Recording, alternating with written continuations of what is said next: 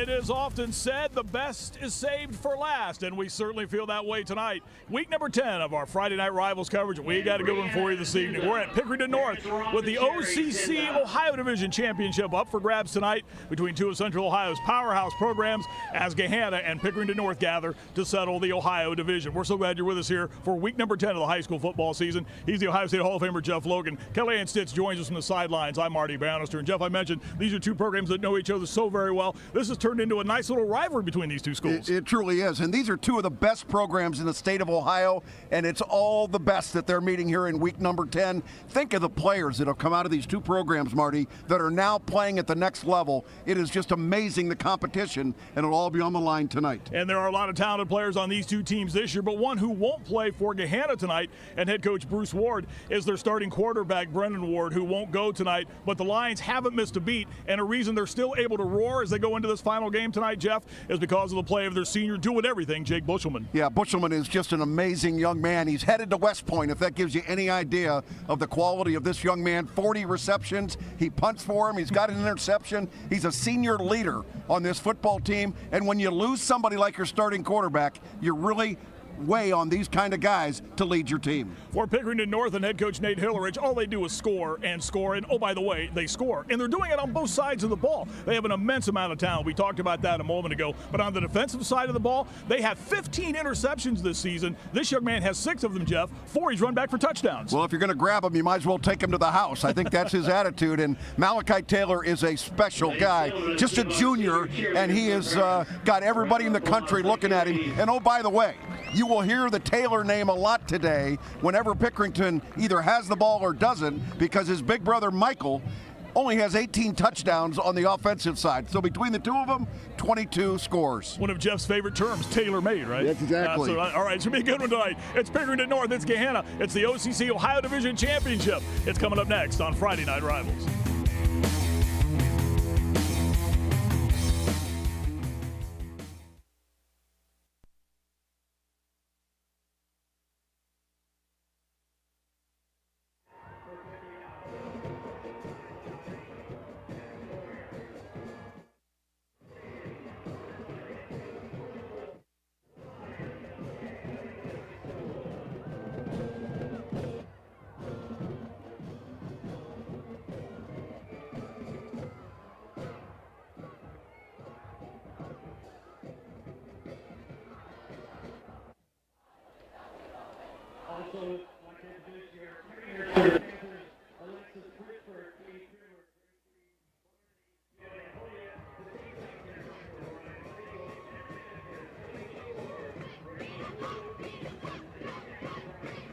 Real quick.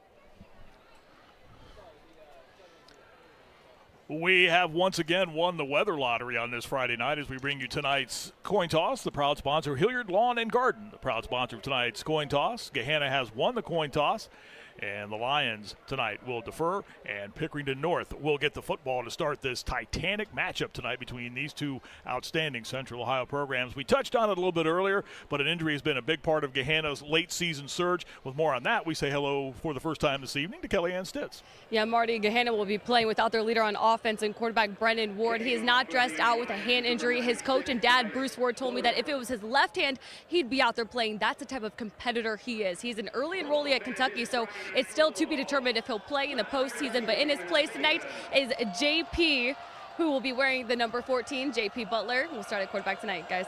All right, Kellyanne, thank you very much. All of 5'5", 127 pounds, yeah. JP Butler. And what a terrible loss for their program. More importantly, what a career this young man has had. A 4-year starter, a captain, dad's the head football coach, and we wish him all the best as he finishes up his high school career and heads to the University of Kentucky, where he'll play quarterback for the Wildcats down there. Bruce Fodor to kick the ball away. Emmy Lewis Sr. and Rich Simpson are back deep for Pickerington North, and this will be Simpson to the far side. And we're underway here tonight. He's out across the 20, 25-yard line and is brought down out near the 30, and that's where the Pickerington North offense will start. They average 389 yards a game, led by 6'3", 200-pound junior quarterback Jaron Mock, who comes into the game, Jeff, having thrown 17 touchdown passes and just 1 pick. There you see those impressive numbers for that junior transfer from Reynoldsburg. Yeah, I think he's as good as any quarterback in Central Ohio, just a junior. What the future might have for him as we have an injured player down on the field. We have a shaken-up player here right before we get to the line of scrimmage. Let's take a look at tonight's keys of the game, sponsored by Toyota. For Gahanna, well, they have to withstand the early punches that North is undoubtedly going to throw.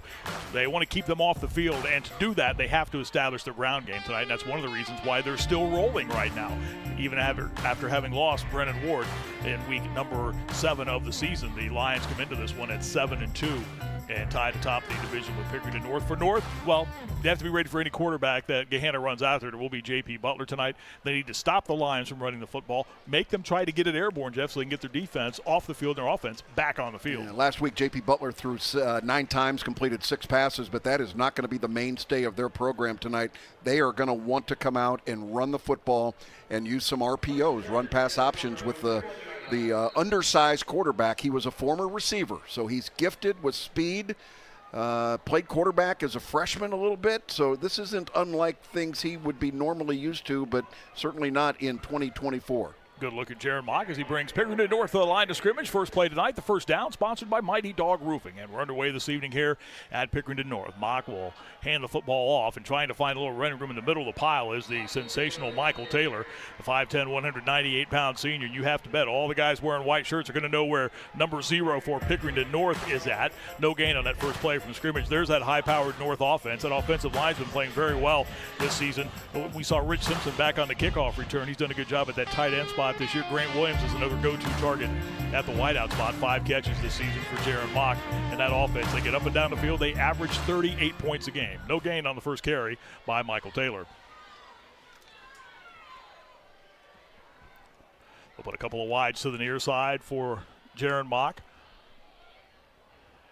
Pickerington North at 8-1. They lost their season opener to 3-time defending champion Lakewood St. Ed and haven't lost since. And here's a pass tipped around a couple of times and went through the hands of Lewis Jr. and then almost ended up in Preston Bowman's hands, but the pass falls incomplete.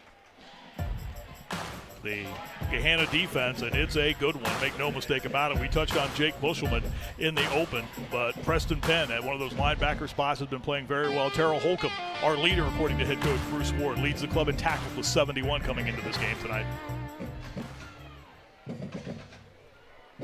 Third down upcoming for Pickerington North. And great crowd on hand here tonight. Mock goes back to throw. Will air it out long for Bowman, and he gets tripped up, and we have our first penalty flag of the night.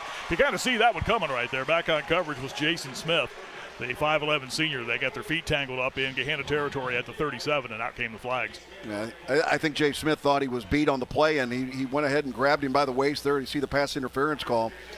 Good throw by Jaron Mock. Stretched it out there where only his guy would be able to get to it, and it's better that than giving up the score. Exactly. So the spot foul moves the 15-yard penalty moves the ball out to the 46, and that brings up a first down and 10 for the Pickerington North offense. And there you can see it right there. Got him right by the waist. Had him by the back of that jersey, just below the number 1 on the back of that jersey. You're not going anywhere, young man. Hang on. So a minute into the game, North out to their own 46. They'll hand it off, and this is Taylor. And again, stood up at the line of scrimmage and shoved back the interior of that Gahanna defensive line, led by Marshawn Lee Gaines, the 6'1", 315-pound sophomore nose guard. We're right there again, no gain for Taylor. Yeah, early this season we saw Michael Taylor go off against Pickerington Central.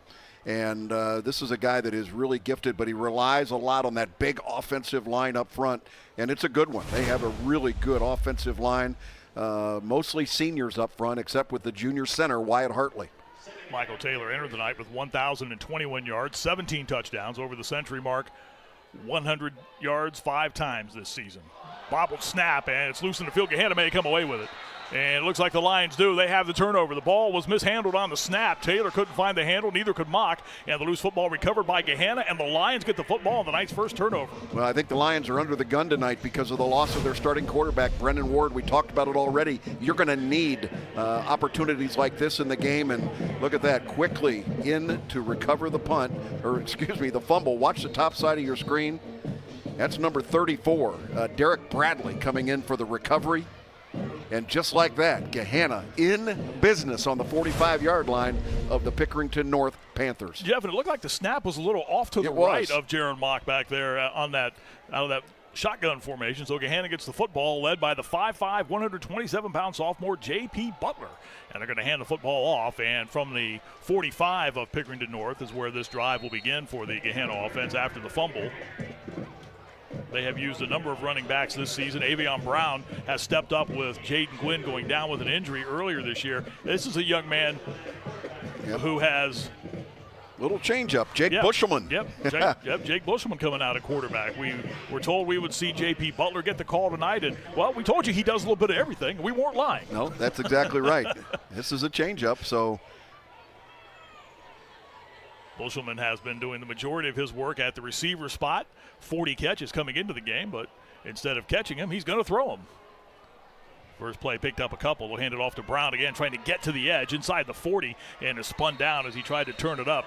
Good coverage that time. Raising up, it was the player we talked about in the open, Malachi Taylor. When they moved him to free safety, that's when all of a sudden he really started to take over defensively back there for Gahanna, and his tackle numbers have gone up, his interception numbers have gone up, and he's a good one back there. I want to give Gahanna coaches a lot of attaboys on keeping this thing quiet, before the start of the game. And we got some pretty good ends over there on the Gahanna sideline. And I got to be honest with you, I was digging deep to find who that starting quarterback was going to be. And not a word. And when watching them warm up, Bushelman was warming up out of the quarterback spot, and now he's going to be stuck in the backfield and dropped as he took the handoff on 3rd down and 5, or took the snap rather on 3rd down and 5. And he was crushed as he tried to turn it up and run. Malachi Taylor was back there again for the Pickerington North defense. There's that Gahanna offense, and again, it's Bushelman at the quarterback spot. Avion Brown, their leading rusher, just a shade under 800 yards a game on the season. Good wideouts as well, too, including Tajon Burns, a transfer from East High School in Columbus. And there's that Pickerington North defense. We've talked a lot about Malachi Taylor, but also Elijah Durham-Smith on that front four is a good one as well, too. Bushelman will punt the football away from his from the North 45, and the punt fielded, and a return out across the 30, or out across the 25-yard line, rather, with a penalty flag tossed in as well, too. We'll check that for you here in a moment.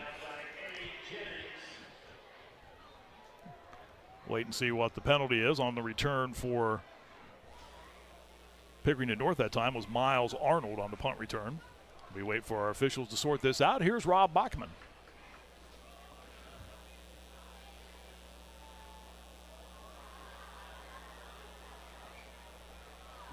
Legal blindside block on the return. So that will push Pickerington North back when they get the football when we return. 8:08 to go in a scoreless first quarter. Pickerington. I got one.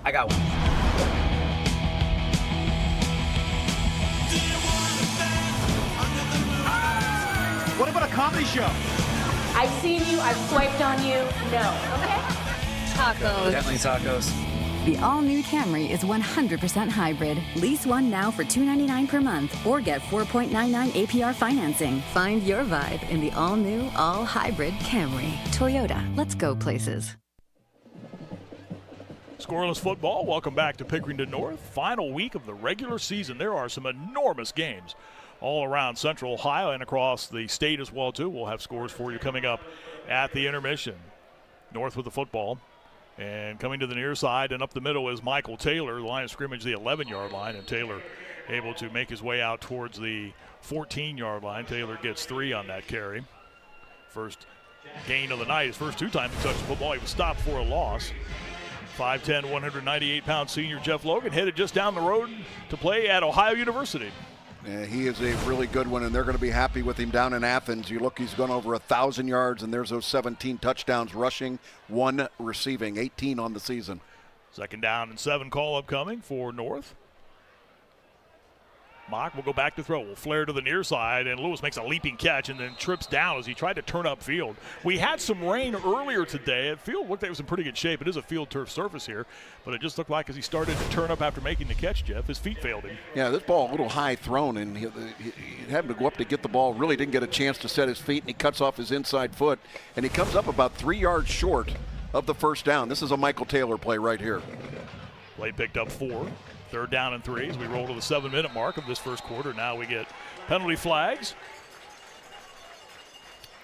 Yeah, we're going to have encroachment. That was Emmanuel Aniak jumping in, and that'll be an automatic first down. They had only 3 to go. Have a little trouble with our mic ref. We'll get that fixed. There you see the jump. And in high school football, encroachment, you break the plane, even if there's no contact or the ball is not snapped, it's an automatic penalty, which I think needs to be changed. Jeff's off and rolling. Michael Taylor takes the handoff, stutter steps, darts ahead to the 30, and gets out to the, maybe to the 31. We'll see where they put his knee down. Let's say he got to the 30, so he'll pick up a 7 for Taylor. He's carried the ball 4 times now for a grand total of 10 yards. Watch him here find some room in the middle of the field. Yeah, pretty good control that time by the offensive line. Really good block by the right tackle, Lance Blakely. Number 53, he had the seal block down inside, and Michael Taylor was able to just get on his hip and work his way around. 2nd down and 3 call upcoming. Mock straight back to throw with a clean pocket now. No one to throw the ball to. Comes to the near side. Now we just tuck the football and run. Spins out a 1 tackle attempt, but not a second, and is brought down. Good job that time by Gahanna downfield, not allowing Jaron Mock, Jeff, to find anybody open with the football. No, that's a coverage sack. That's a really good job by that secondary. And nobody held on the offensive line. That takes a lot of work in there. And again, Jaron Mock had plenty of time to find somebody, but not going to throw it up for grabs. He got it back to about the original line of scrimmage. And again, another 3rd down and short.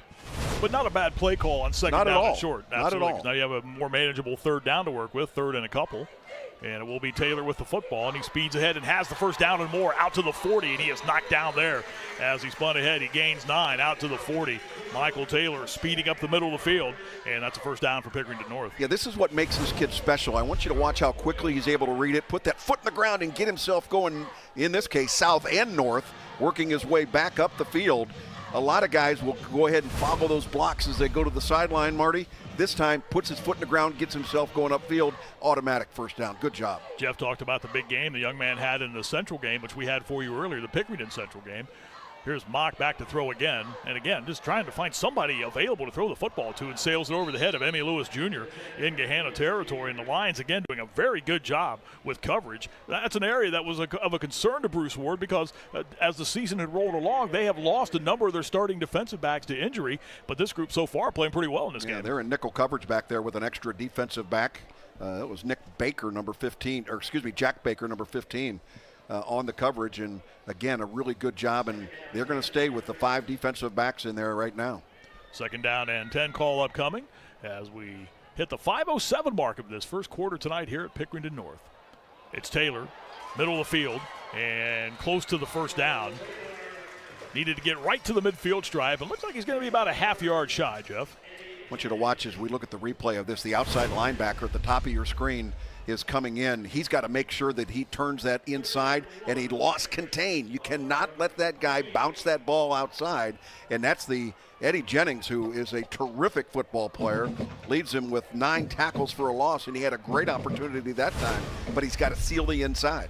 Jeff mentioned that Pickerington Central game that Michael Taylor had a school record 289 yards rushing in that game and 3 touchdowns, and then just for good measure followed it up the next week with 193 yards. Here's Mock with the football, trying to get to the edge and get the first down, and does. Tries to stiff arm a defender out of the way who throws him down, and it is enough for a first down, but he had to really fight hard for all of that yardage right there as Jack Baker came up to make the stop that time for the Gahanna defense. Thanks to Kroger Great Lakes Distribution Center, tonight's game is streaming live on the ABC6 YouTube channel, the ABC6 News app, and on the CWColumbus.com. You can watch Jeff Logan anywhere on this great continent. How good is that? Or even in the world as well, too. Well, I guess you could, right? Yeah, if you'd want to. On a cruise ship, everywhere. How about that? Yeah. You been on a cruise? Yeah. Oh, okay. I haven't. I have no desire. Ooh. Ball's at the 45 of Gahanna. Mock goes back to throw and is spun down as he again was looking downfield. And again, good job by the Gahanna defense of not allowing him to find anybody open. And what I tell you early on, that's the story of this game right now, has been the play of the Gahanna defensive backs, Preston Penn, the linebacker, with the stop of Mock. Well, they had the one interference call, but other than that, these defensive backs have been absolutely terrific. Preston Penn coming up there, eventually taking down quarterback Jaron Mock. Really just one receiver, excuse me, Marty, that was running a deep route there, and that's where he was looking for Preston Bowman down the field. Jeff, that play lost 3 back to the 48, the tackle for the loss. So North facing a 2nd and 13 as we near the 3-minute mark. They'll hand the football off. Good patience that time by Taylor as he started up, saw the hole on the left, opened just enough to squeeze through it, and managed to make his way out to the 46-yard line, just a gain of a couple. Boy, a little misdirection back here, trying to freeze the linebackers and create a seam for Michael Taylor. But again, really good pursuit. That time coming up to make the play for the Gahanna Lincoln Lions was number 3, again, Preston Penn. 3rd down and 11 for Pickerington North. Clock rolling to the 2.5-minute mark of a scoreless first quarter so far. North averages 38 points a game. The Gahanna defense allows just 13 per outing. This is a Preston Bowman moment. Let's see if they try and hook up here. Back to throw is Mock.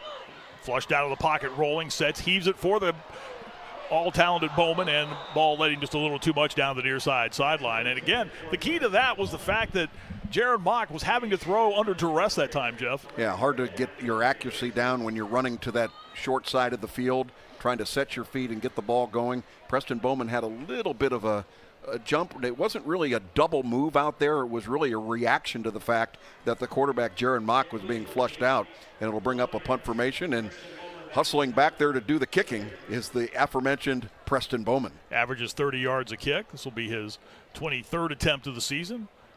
Gets off the kick. Very high kick with a lot of oomph underneath one. This will be Bushelman backpedaling and watching it take a hop and then angle out of bounds. And they got a great roll for Bowman.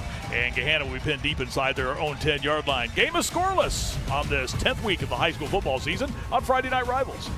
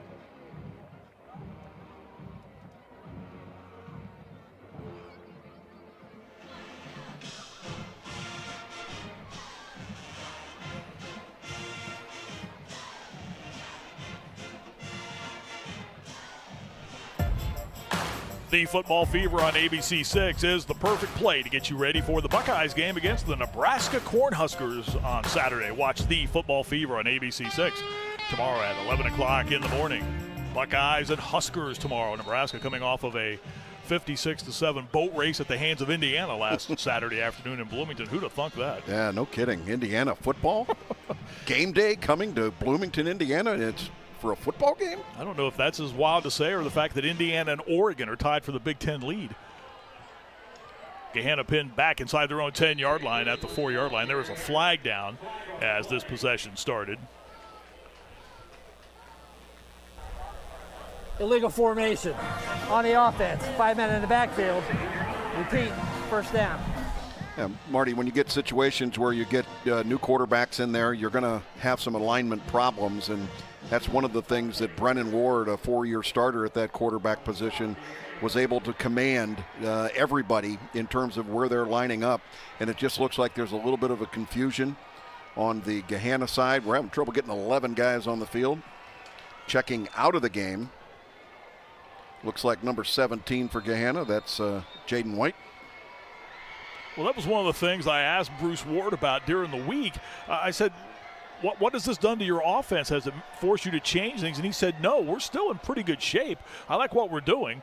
And on first down and 12, after the ball was moved back to the 2, Bushelman, the keeper that time, and gets out across the 5 to the 6, picked up 4 yards, did Jake Bushelman. And when you have a guy like Jake Bushelman who you can count on to do a little bit of everything for you, it's good to know that he's back there and you can put him at the quarterback spot. Well, I told you he's headed to West Point. There's no question he's smart enough to run this football team. There's no question about that. And, you know, they're going to keep it simple for him. And that time just a wildcat formation to let the quarterback find a little hole and get some breathing room. Yet to attempt to pass. Second down and 8 call upcoming for Gahanna. Lions at 4-0, coming off of a win last week. They rolled past Grove City, a team we saw earlier this season. They beat the Greyhounds 35-7. There's your first pass completion, Marty, but it's going to be for a loss of 2 yards back to the 1-yard line. That play really never had a chance to get developed. That was a good job that time by Cale Blackman, the weak side linebacker for Pickerington North. He was one of the first black shirts to get there on this. Got it out quick. He had some blocking downfield, but just too many of the black shirts, as you mentioned, able to stop it. And Cale Blackman from that weak side linebacker position coming up to make the play. I don't think you want to get too fancy here on third down. Just get something where you've got a little bit more room for your punter. And this is an absolute battle of field position at this point. So the completion goes for a loss of 5. The ball back to the 6. Back to the 1, rather. The line of scrimmage was the 6. So with the clock winding down, flags come in as the ball is snapped. And again, the Pickerington North players saying there should have been a safety call. That's the beauty of forward progress on that catch by Burns a moment ago. I think they had a formation issue once again. He was looking at the head football coach over there. One of the line judges was signaling to Gahanna that they did not have enough men on the line of scrimmage. Let's see what the call is. Illegal formation on the offense. That penalty is declined. Fourth down. Now, once again, just from a personnel standpoint, Marty, having difficulty getting people on the right bus. So that'll bring up a 4th down, and Grant Williams will drop back to return the punt, but it will not matter because the first period clock has expired. We have played 12 minutes of football in this final regular season game of the 2024 campaign. Pickerington North and Gahanna, the two teams combined to average almost 60 points a game. So, of course, we're scoreless after one period of play.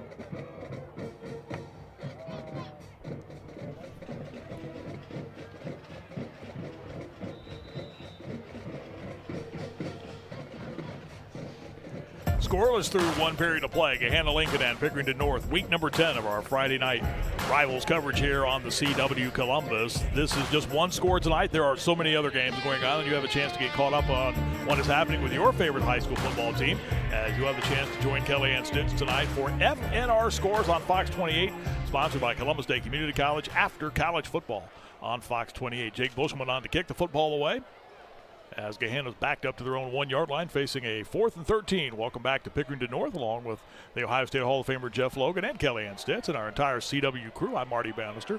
This is Grant Williams fielding the punt at the 39-yard line to the 30, to the 25-yard line, and a pretty good lick applied right there, but he just kept right on going.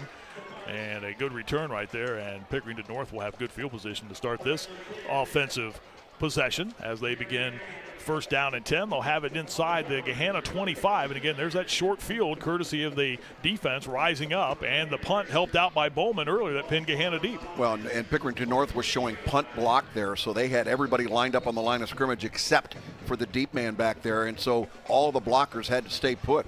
So as soon as that ball was kicked, there was plenty of room to return that football, and terrific field position for Jaron Mock to begin this drive at the 23-yard line.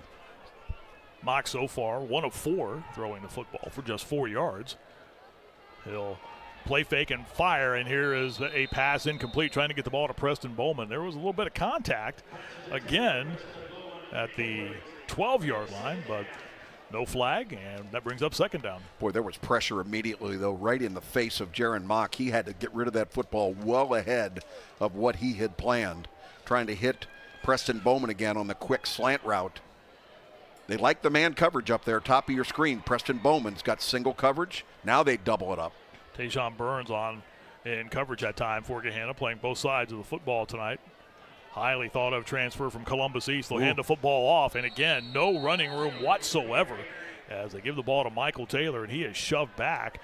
Line of scrimmage to 23. This is going to be a loss of a couple back to the 25. Boy, what a great job those 3 down linemen are doing. Derek Bradley, who's a 6'2", 206 senior, and then that nose guard, Marshawn Lee Gaines. I love this kid, 6'1", 315, and just a sophomore. They got flying jerseys coming in there too, and you can see number 66, Marshawn Lee Gaines, is just a space eater in there.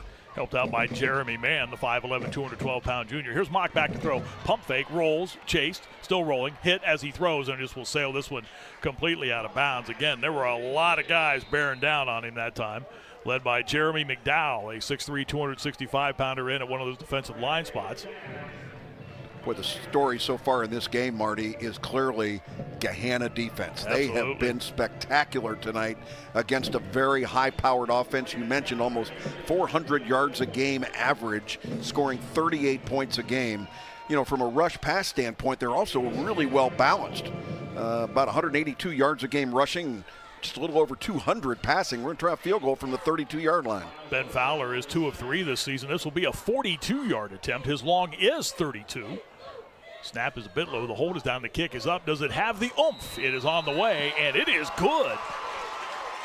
Ben Fowler from 42 yards out gives Pickerington North the night's first points on a booming field goal right there. Pickerington North scores first on the field goal by Fowler. They lead Gahanna 3-0. Get out there and hit the trails. Get to the cabin. Get out and play. Get out there and have some fun in a new Toyota truck. Like the dominatingly powerful new Tundra, which can tow up to 12,000 pounds and deliver the best resale value in its class. Now you can get a new Tundra with 1.99 APR financing, $2,000 customer cash, or a low $449 a month lease, plus 2 years no-cost maintenance. Nobody builds trucks better than Toyota. Let's go places. Fowler with the field goal gives Pickerington North the night's first points. We were talking about that Gahanna defense as you look at the scoring summary. The 42-yard field goal capped off by capped off by the Ben Fowler field goal to make it 3-0. The scoring summary brought to you by Alcohol, Drug, and Mental Health Board of Franklin County. A 3-play scoring drive that, well, went backwards for a couple of yards. The line of scrimmage to 25 after they got the ball to 23 on the punt return. And a field goal by Fowler. That Gahanna defense, we had talked about it coming up with the stop. The first 5 games of the season, Jeff, they allowed 101 points. The last 4 games, they've allowed 19. Yeah, pretty amazing. And they will get the football as this kick angles to the far side and is picked up by one of the upbacks. That ball looked like it was ticketed to go out of bounds. And Gahanna will get the football at the 25-yard line, down to the sidelines, and we say hello again to Kellyanne Stitz. Hey guys, the CW Columbus is proud to partner with the U.S. Army all season long, and for many after high school, it could involve a career in the U.S. Army. And joining me tonight is Staff Sergeant Sydney Perry, a familiar face to our program. And Sergeant Perry, first and foremost, thank you so much for your service, and thank you for joining us tonight. So what inspired your career in the U.S. Army? So for me, it was my dad. He joined, back when the Berlin Wall fell in Germany, so I have like a long history of family being in the military, so that's what drove me to join. What programs and educations are available to high school graduates? So high school graduates also have a lot of opportunities, especially when it comes to college, right, with the Army OCS, and they also have the great opportunity with the Army Green to Gold program. So those two work hand in hand for them to be able to pay for their 4 years of school, and then also be able to join the Army afterwards and do their time there. What has been your favorite experience as a part of the U.S. Army? I'd say my favorite experience actually wasn't really Army related. I actually went whitewater rafting in Switzerland, so that was a great time to do and things to do in Germany. So. That's awesome. Was that from being based in Germany? Yes, absolutely. That's incredible. Absolutely. And where can people go to find more information if they want to join the Army? Absolutely. You can go to the Reynoldsburg office. It's right next to the Sally's and the Walmart, but the address is 2879 Taylor Road Extension. Again, thank you so much, Sergeant Perry, for your service and for joining us tonight. For your support. Thank you. Guys. Davion Brown with the carry and is dropped at the 20-yard line. So the completion on the first play from Bushelman went for a loss of 3. And a good job by Bushelman there, just reaching out that left hand. Looked like it had a little Velcro on it as he snatched that football and was able to keep the play alive by handing the football to Brown. And again, it lost a couple of yards back to the 20. The initial play on this possession was a completed pass. It went for -3 yards. So Bushelman has the rather unique number so far, Jeff. He's completed both his throws for -8 yards. Yeah, not anything you're going to be real proud of, but, man, he is out there doing the best job that he can. 3rd down and 15. Bushelman will keep the football and turn it up and has some running room across the 30-yard line, 35, and gets free. He's into Pickerington North territory, and this is a foot race. He's to the 30, he's to the 20, to the 15. Jake Bushelman will score and put Gahanna Lincoln ahead with an 80-yard touchdown scamper. Jake Bushelman turned the edge, found a gap, and shot through it. And from 80 yards out, he has a Ramos Roofing touchdown. Get your free estimate on a roof by calling or texting 614-761-ROOF. This is quarterback run all the way, and what a great job by the offensive line. Look at the blocks downfield, and then Bushelman showing off that speed. My goodness, that makes the coaches proud, and the decision that they made to move him over to the quarterback to play for Brennan Ward is paying dividends. And just like that, a long score in a game that has had very little offense. On to try the extra point is Matt Vita. He's 25 of 27 on the season. They use a couple of place kickers. Extra point attempt by Vita is up. And at the 9:17 mark, it is good. Gahanna takes the lead on the 80-yard touchdown run by Jake Bushelman. And the Gahanna Lincoln Lions have the lead at 7-3 with 9:17 to go here in this first quarter, or in this first half, I should say. And I tell you what, that was, when you talk about a guy stepping up, as we mentioned with Jake Bushelman, the things that he has done for this football team, returns punts. He was a wide receiver coming in and didn't start playing football, Jeff, until his freshman year. He was a baseball star up until that point.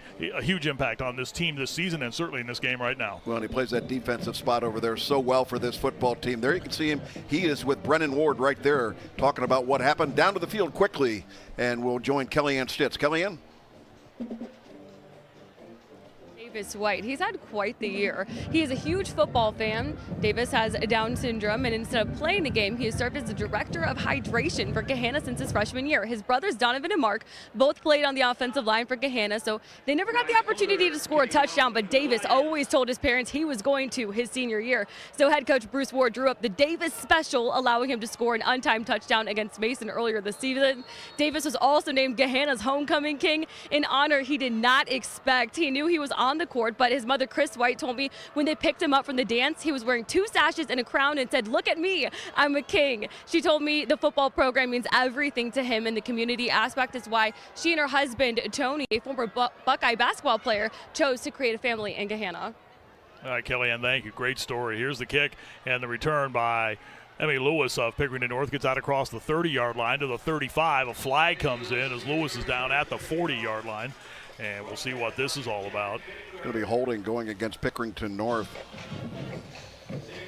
Going to negate a pretty good return. By the way, on the season so far for the Pickerington North Panthers, special teams-wise, they do have a punt return and a kickoff return for a touchdown. During the return, personal foul, face mask on the kicking team. 15-yard penalty, first down. My mistake, going the other way. Got a hand on the mask, and that again is going to create a terrific field position once again for Pickerington North.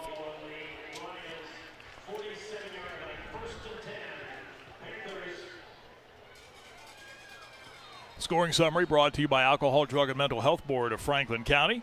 3 plays. The 80-yard touchdown run by Jake Bushelman capped off that 3-play scoring drive. It took 1 minute and 12 seconds. Wouldn't take that long for Bushelman to go 80 yards, but that's how long the drive took. Yeah, the first couple of plays in that drive were nothing to write home about. They were negative, negative, negative, and then all of a sudden Jake is able to break one. Pickerington North with a football, first down and 10 at the Gahanna 47-yard line. That would have been me if you were timing it. Of course, you needed a calendar to get that to get that right.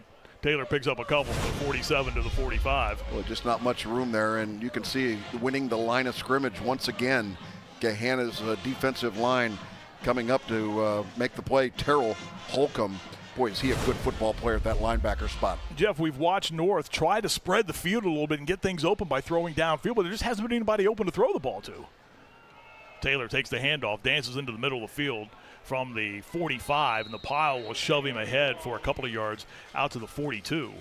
Yeah, Marty, in answer to that, one of the things that if we look at some of the changes that Gahanna's making from a defensive standpoint, they've added that 5th defensive back, or they're rolling linebacker Preston Penn back there to play more of a defensive back area than just a pure linebacker. So they're relying on that front 3 to control the running of Michael Taylor, and then everybody behind him to try and control Jaron Mock. They're down and 5 upcoming for North.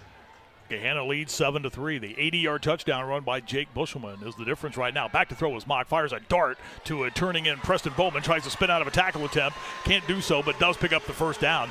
As hanging on for dear life low that time was Terrell Holcomb. Jeff just talked about him, but it is a first down for Pickerington North as they go to the air to go to the 30-yard line, a gain of 12. Well, that's one of the best offensive plays they clearly have had, and Preston Bowman has had quite a season for the Pickerington North Panthers. You see 34 catches on the year, nearly 800 yards and 9 scores. Those 9 scores, Jeff, they are on an average of 49 yards a catch. Here's Mock caught in the backfield and manages to spin ahead after the football was juggled a little bit. He started to move ahead and managed to salvage something out of nothing that time as he got back to the line of scrimmage and fell ahead to the 27-yard line, a gain of 3. Yeah, Michael Taylor just knocked the ball out of the hands of his quarterback. They were trying a little play action that time, and the mesh point just not any good. Preston Penn, 33 tackles coming into the game. A player that Bruce Ward said is getting better with each snap. Was in on the stop. North coming in at 8-1. They are currently 6th in their computer region, Region 3 of Division 1. Gahanna is 4th in that region. Here's Taylor slicing into the hole at the 25-yard line. And another short gain for Taylor as Eddie Jennings comes up to make the stop for Gahanna. Taylor got to the 24-yard line, picked up 3, and that's been about the maximum for Taylor tonight. He's had a gain. His longest gain so far has been 9, but everything else has been in the 3 to 4 yard range. He hasn't really had a chance to bust open yet. Exactly. You know, you talked about in that computer region, you know, Pickerington Central, number 3, and then number 1 and 2, Liberty and Orange, they play tonight. Absolutely. That How should good be a is fun that? one to keep track of. We'll be doing that for you as well, too, at the intermission.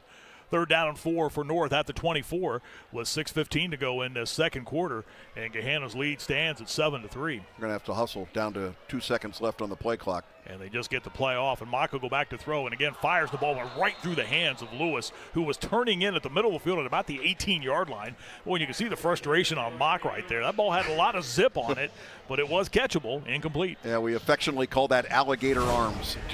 He felt the pressure coming from the inside. He drew his hands back there. And again, it is tough going over the middle. I have no criticism of the young man, but in the receiver language, that was alligator arms, very short. 4th down now, 4th and 4. And North will give every indication of playing right now after Fowler hit a 42-yard field goal a little bit earlier. They'll keep the offense on the field.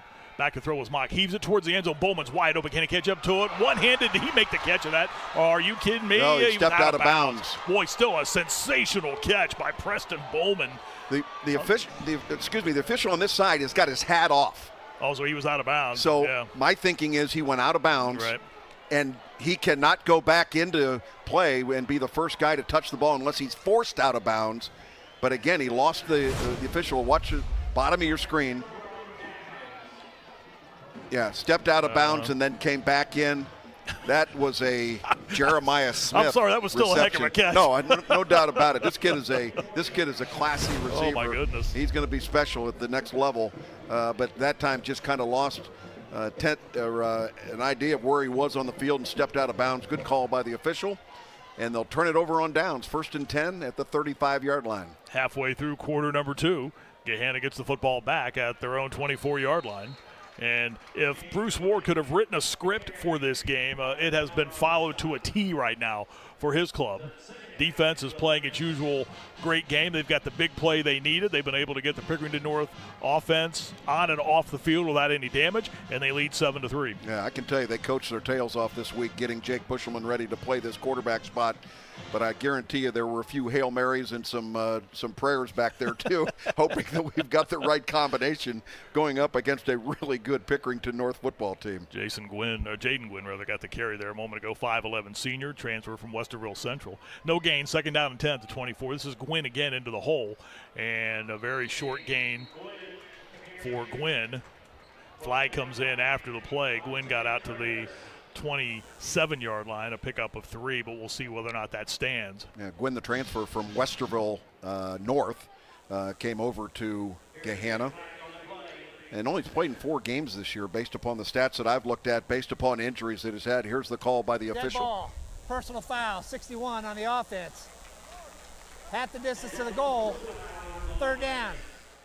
Yeah, we couldn't get him to tattle what the personal foul was. But coming up at the intermission, Jeff, they are back. That's right, your favorite furry mascot friends. They'll compete in the one and only Mascot Challenge, sponsored by Safe Light Auto Glass. I'm going to go with Muggsy again tonight, Jeff. Well, you're all over Muggsy. Well, hey, you find a winner, you stick with it. You know, I found out that Kellyanne Stitz is one of the mascots.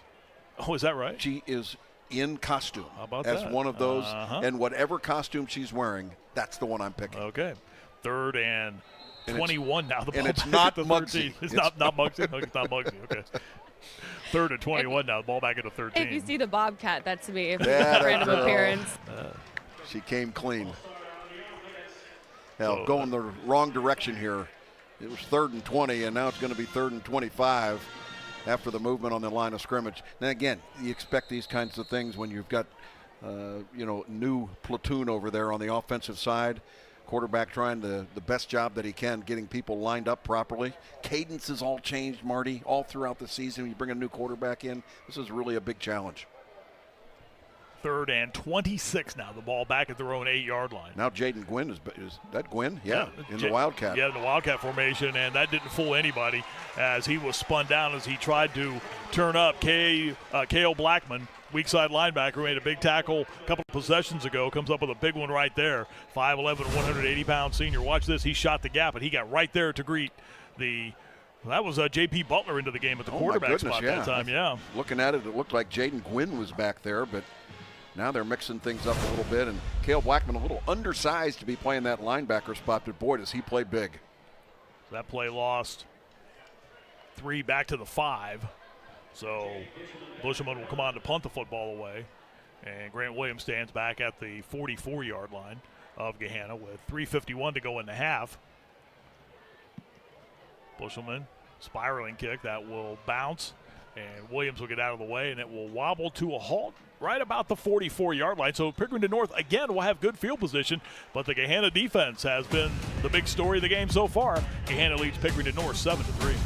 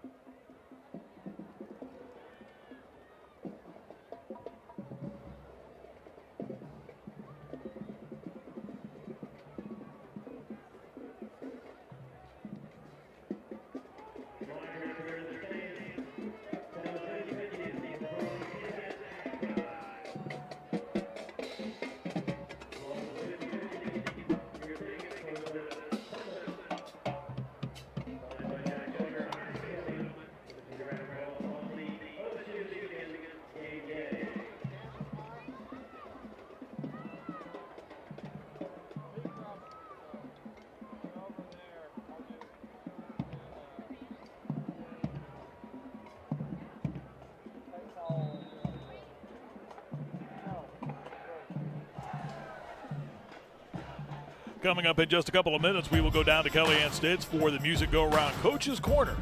Hear from the coach whose team has the lead as the teams head to the locker room. And right now, I would think that would be a very happy Bruce Ward if they do indeed hang on to the lead as they head to the locker room. And she'll get his thoughts or those of Nate Hillerich as the teams head to the locker room after one half of play. You know, think of the work that these coaches do in terms of getting a football team together. You know, these guys are full-time teachers, too. I mean, and limited practice time to get somebody ready. What a terrific job by Bruce Ward and his staff. Mock to throw out of the shotgun, heaves it down the far side. Double coverage on Preston Bowman that time. Tajon Burns was back there for Gahanna. And also stride for stride as well, too, back deep for that Gahanna defense, as racing back that time was the linebacker Preston Penn. They had double coverage on the talented wide receiver Preston Bowman. Incomplete pass. I told you they've been rolling Preston Penn back there as a defensive back and double coverage on Preston Bowman. He is such a threat. That time they all got tangled up going down, and there was no reason to have a penalty on that. That is just incidental contact of three guys trying to make an aggressive move with the ball. Mock coming into the game, 99 of 153. For 1,770 yards. The football goes on the ground, and it's Michael Taylor dragging a defender with him as he pushed ahead and got close to the first down. He'll be a couple of yards shy. He got to the 37-yard line, a pickup of 8. Caden Messenger, number 51 in there. Defensive end, making the play, got himself off the blocker, did a really nice job. Taylor takes this handoff on 3rd down and short and got the first down. He got knocked backwards after getting to the line to gain, which was the 36-yard line. He got ahead to the 34-yard line, and a very hard-earned first down, a gain of 3. Yeah, watch Jeremy Mann in there, number 33. He's a sophomore playing that inside linebacker position, 5'11", 212. What an upside that young man has. Good frame. Just a sophomore football player. The future looks bright for Gahanna as they continue to field terrific teams. And I mentioned Marshawn Lee Gaines, another sophomore in there, that nose guard position. Ball at the 34 of Gahanna. The Lions lead 7-3. Mock to throw passes tipped at the line of scrimmage and still caught, then dropped to the near side. There was a whole lot going on that play that time. Well, there's been a couple of tip balls here that normally are intercepted. That time, in fact, there's been 2 occasions where Pickerington North almost got their own tips twice in this game. Once again, you're going to see 51, and we talked about just in the game there, making a big play at the defensive end position was Caden Messenger. Tips the ball and going to bring up 2nd and 10. Loss of down there. Loss of yards, excuse me. So Caden Messenger got that big left hand up and deflected that pass. And so often you see those picked off when they go up in the air like that. And here's Michael Taylor racing straight up the middle of the field to the 20, to the 15, to the 10, and is knocked down inside the 10. At the 10, in fact, is where he got to. It's a first down coming up as Michael Taylor speeds for 24. And a Pickerington North first down. Gahanna, the defense, unable to corral him for the first time tonight as the Pickerington North Panthers have entered the Buckeye Basement Solution Red Zone. Quality solution at an affordable price. This is what Michael Taylor does best, and when he gets that little seam, he's able to accelerate so quickly through the hole and able to get into the secondary. And he was signaling to the coaching staff, let's go fast. I mean, he's got the momentum going down there, and they want to keep it up. At the 2-minute mark, North at the Gahanna 10, and Bruce Ward and his defense, they want to talk this over right now, perhaps stem some of that momentum, calling the timeout with 1:55 left here in the half. Michael Taylor with his first substantial gain of the night in this one here this evening. The timeout on the field is sponsored by Aware Recovery Care.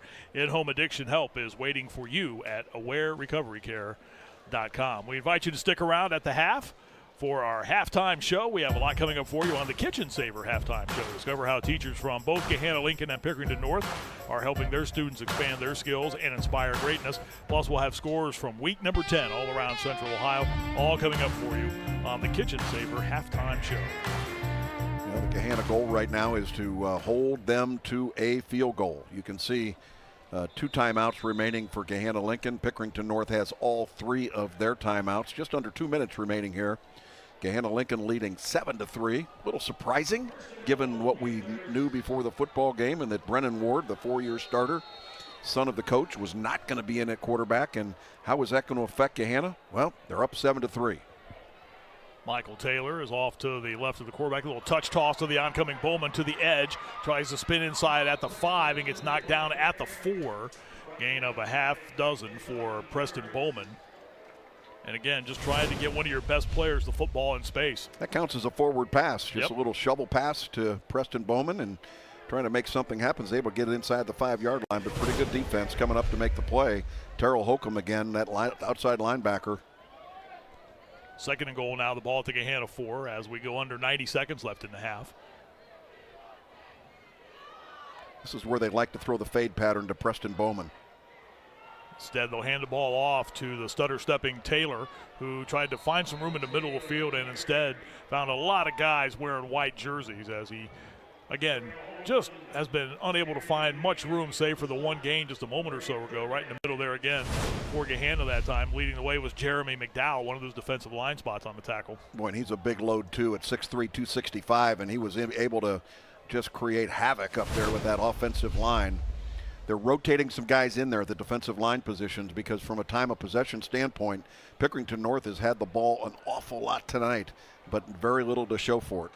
Clock continuing to spin. Play clock's down to 7, 37 seconds left in the half. It's a 3rd and goal now for North at the Gahanna 3. Now we're going to get a timeout. And this one is called by Nate Hillerich as the play clock was about to expire.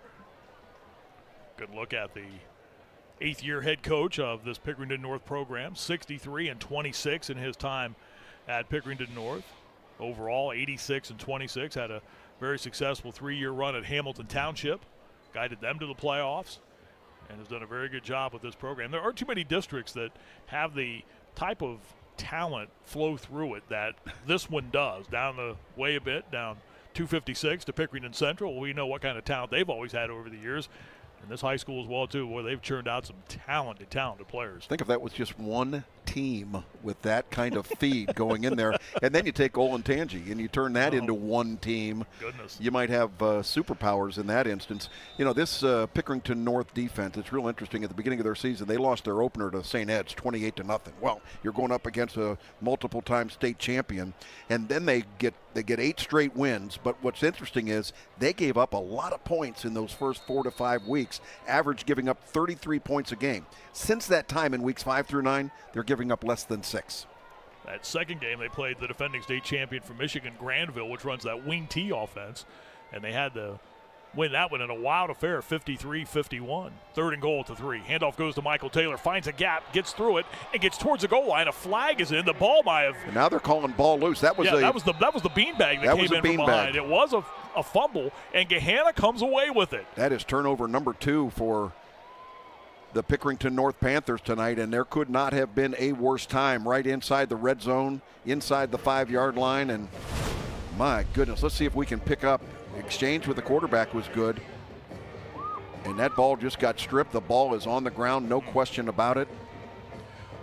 You wonder, as watching the replay, Jeff, if maybe his knee was down, Michael Taylor, but nonetheless, it stands as a fumble, and that drive comes up empty, and it was North's best drive of the night, their deepest penetration of the night. They had to get a field goal on an earlier possession, but this is the first time they have been stopped inside the red zone tonight. Here is a first down call, a classic exteriors first down call, as the first half starts to wind down. It's still ongoing right now. This is a scrum.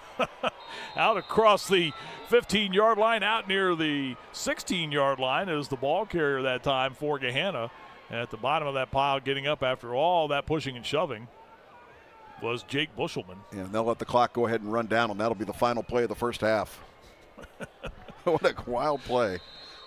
Well, we thought we would see some points on the board. Well, we do, but a grand total of 10 is probably not what we thought, although these two defenses have been flexing their muscles here in this first half, especially the Gahanna defense. They have been able to hold Pickerington North out of the end zone in the first half, courtesy of a fumble and their defense getting the job done, creating a couple of turnovers, and at the intermission, the Gahanna Lincoln Lions, trying to win back-to-back OCC Ohio Division crowns, have a 7-3 lead over the Panthers of Pickerington North. And the teams head to the locker rooms here on this Friday night as we are through one half of football this evening on a pretty good night for football in Central Ohio week number 10. Kellyanne Stitz is with Gahanna coach Bruce Ward. Coach Ward, what went into the decision to start Jake Bushelman at quarterback tonight?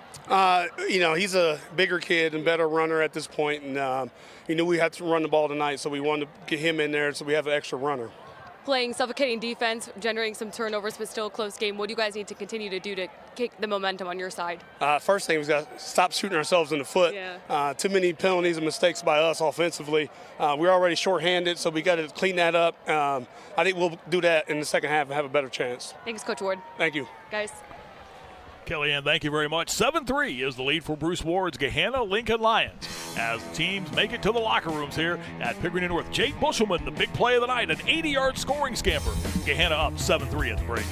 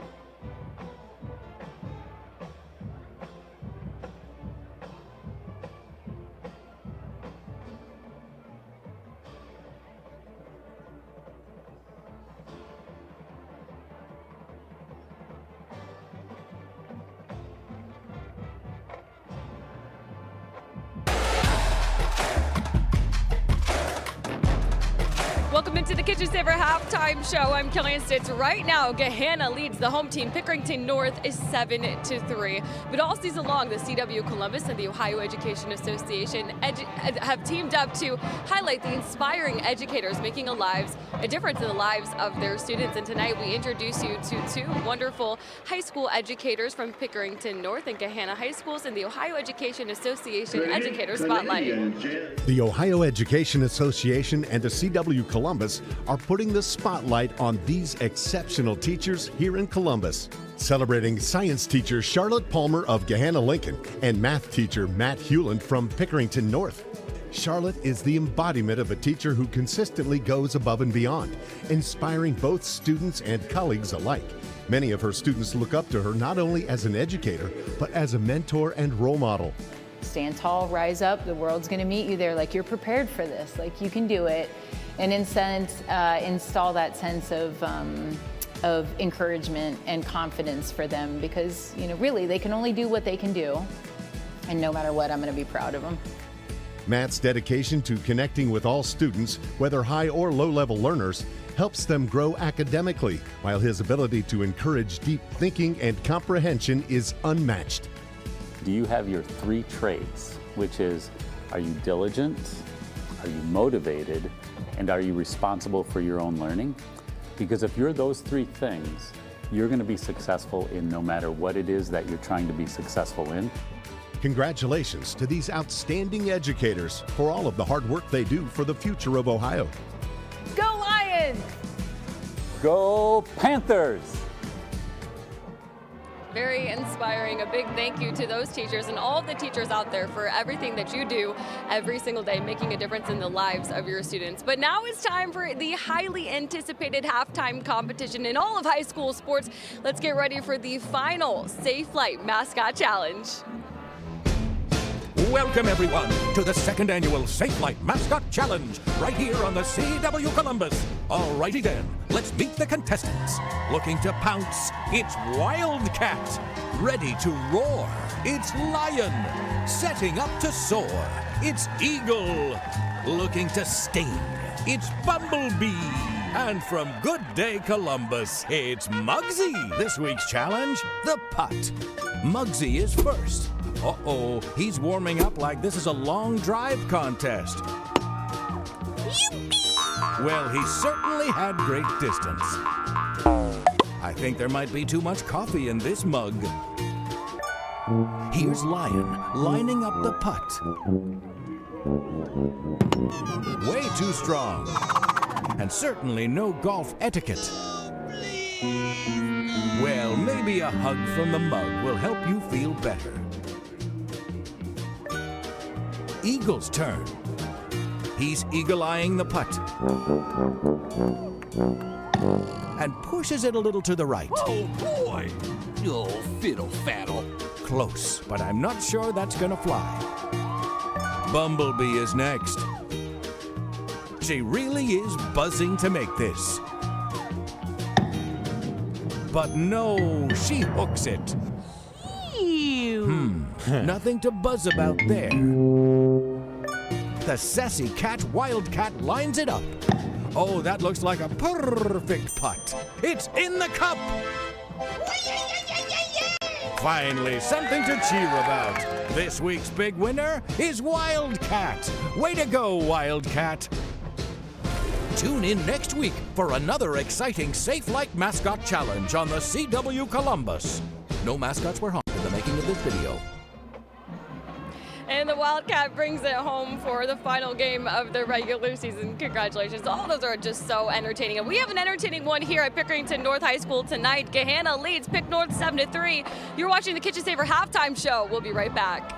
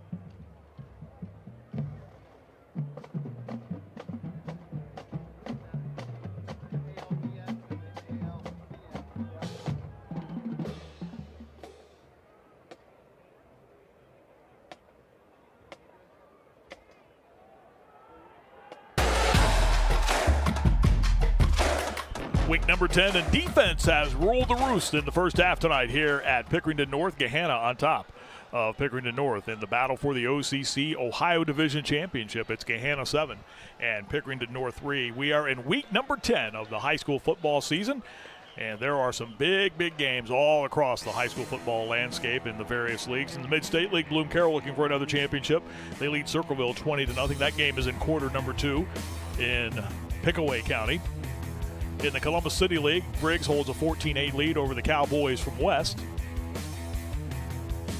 Big rivalry game taking place tonight at Ohio Dominican, Bishop Watterson and St. Francis de Sales, 14-0.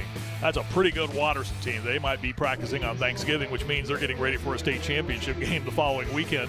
14-0, they lead St. Francis de Sales as that game's in the second quarter. Back in the City League, Eastmore Academy and Afrocentric Early College scoreless as they play in quarter number 1.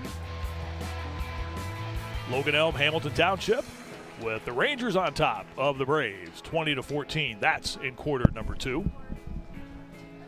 Olentangy Liberty, Olentangy Orange. Boy, two really good football teams there. Jeff talked about it a little bit earlier. They're atop the region that Pickerington North resides in and Gahanna resides in, and Liberty with a 4-point lead over their district rivals at Olentangy Orange. All the other two Olentangys, they're also seeing each other tonight, and Berlin leads Olentangy 7-3. Wade Bartholomew's team, we saw them a couple of weeks back. Pickerington Central closing out with the battle for 256. They lead Reynoldsburg 24-7. That game is in quarter number 2. And another rivalry game. Hey, it's week number 10. That's what you want. Rivalry games. Upper Arlington and Hilliard-Davidson with the Golden Bears. Coach Buttermore's team up by a touchdown at 14-7 over Hilliard-Davidson. Some pretty good football teams in our area are headed to the playoffs, which open up next week, Friday, the rest of the way out until you get to Canton and the state championships. Gahanna leads Pickerington North 7-3 as we are here at the intermission. So much to talk about score-wise, but let's not forget those talented scholar athletes. Ohio Education Association is proud to recognize Central Ohio's Scholar Athletes of the Week. Aiden Anarino is on the offensive line for the Pickerington High School North football team. He's on the honor roll his senior year and carries a 3.8 GPA. Trent Hughes is captain for both the golf and lacrosse teams at Gahanna Lincoln High School. He is a member of the National Honor Society and has a 4.4 GPA. Congratulations to these outstanding Ohio Education Association Scholar Athletes. Jeff Logan was very impressed by that young man's swing. 7-3, Gahanna on top of Pickerington North. We're at the intermission tonight in our Friday night rivals matchup in week number 10.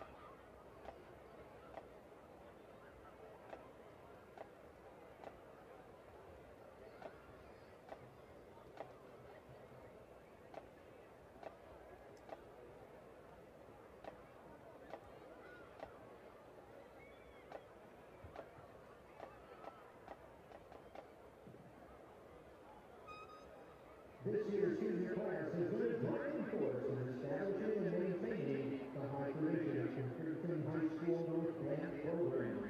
Members of the senior class have provided consistent and exceptional leadership throughout the past 4 years. We also recognize their accomplishments. They are numerous grand champion and spectacular awards and performance events. They appear at Minnesota Stadium in Indianapolis in the past 3 years as a Buckeye Invitational in Ohio Stadium. They have worked on Main Street, USA, and Walt Disney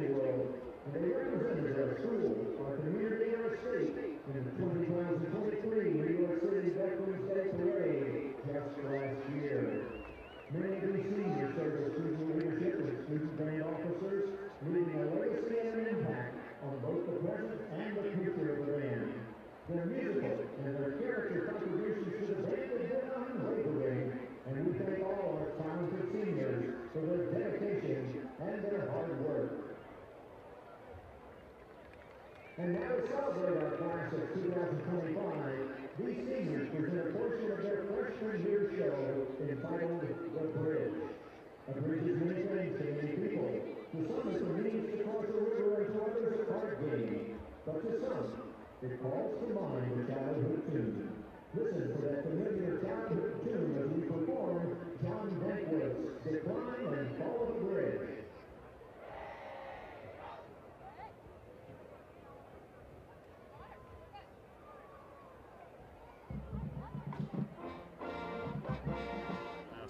I lost my...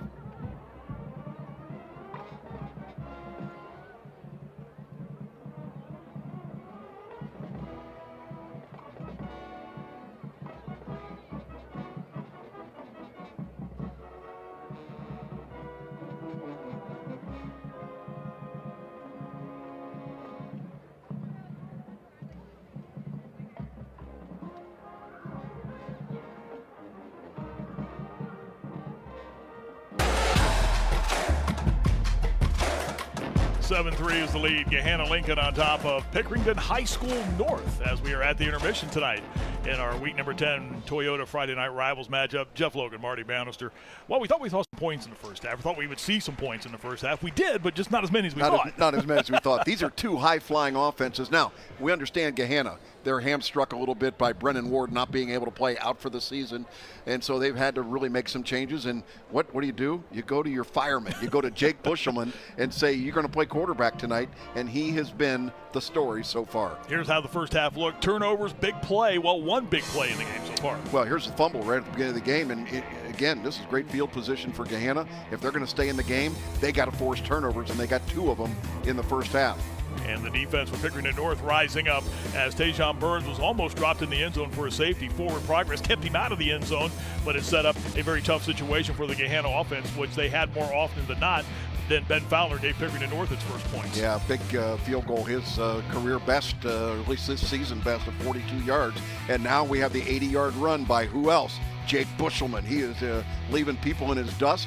And again, this is just amazing. This kid has not played a down of quarterback all season long, plays almost no offense. And all of a sudden, there he is with the 80-yard run. And in week number 10, why not? Let's put him on the field, see if he can guide us to a big win. And then Michael Taylor, we talked about him a lot in the pregame show and throughout the first half. Finally had his first big run of the night to get Pickerington North close, but then coughed the football up. Yeah, 24 yards out of 76 total, and then he takes it down inside the 1-yard line and spits the bit, and that is turnover number 2 against Pickerington North. And you cannot expect to win in week 10 making 2 turnovers, and I'm sure that Nate Hillerich will have some comments with respect to ball security. And Jeff, we said if Bruce Ward would have scripted this game out, the Gahanna head coach, his team's following it to the letter. Well, that's pretty amazing. I mean, the creativity of getting a player ready. And he mentioned to Kellyanne Stitz on his walk-off there at the end of the first half that we had to run the ball, and we found out that he's the bigger guy, has the capacity to be able to give us what we're looking for. And I think he's doing a heck of a job out there. But the defense of Gahanna has really been spectacular this entire game. Halfway to the championship of the OCC Ohio Division. These two teams are tied atop the division at 4-0. Gahanna has a 4-point lead, 7-3 as we get ready for the start of half number 2.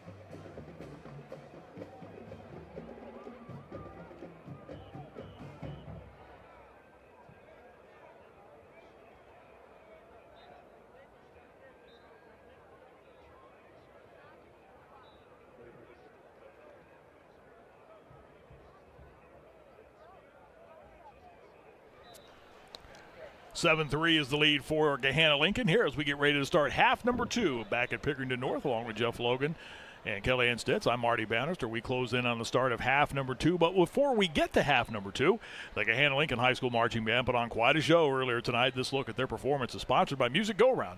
Check out their locations at 2630 Bethel Road and inside the Stone Ridge Plaza in Gahanna.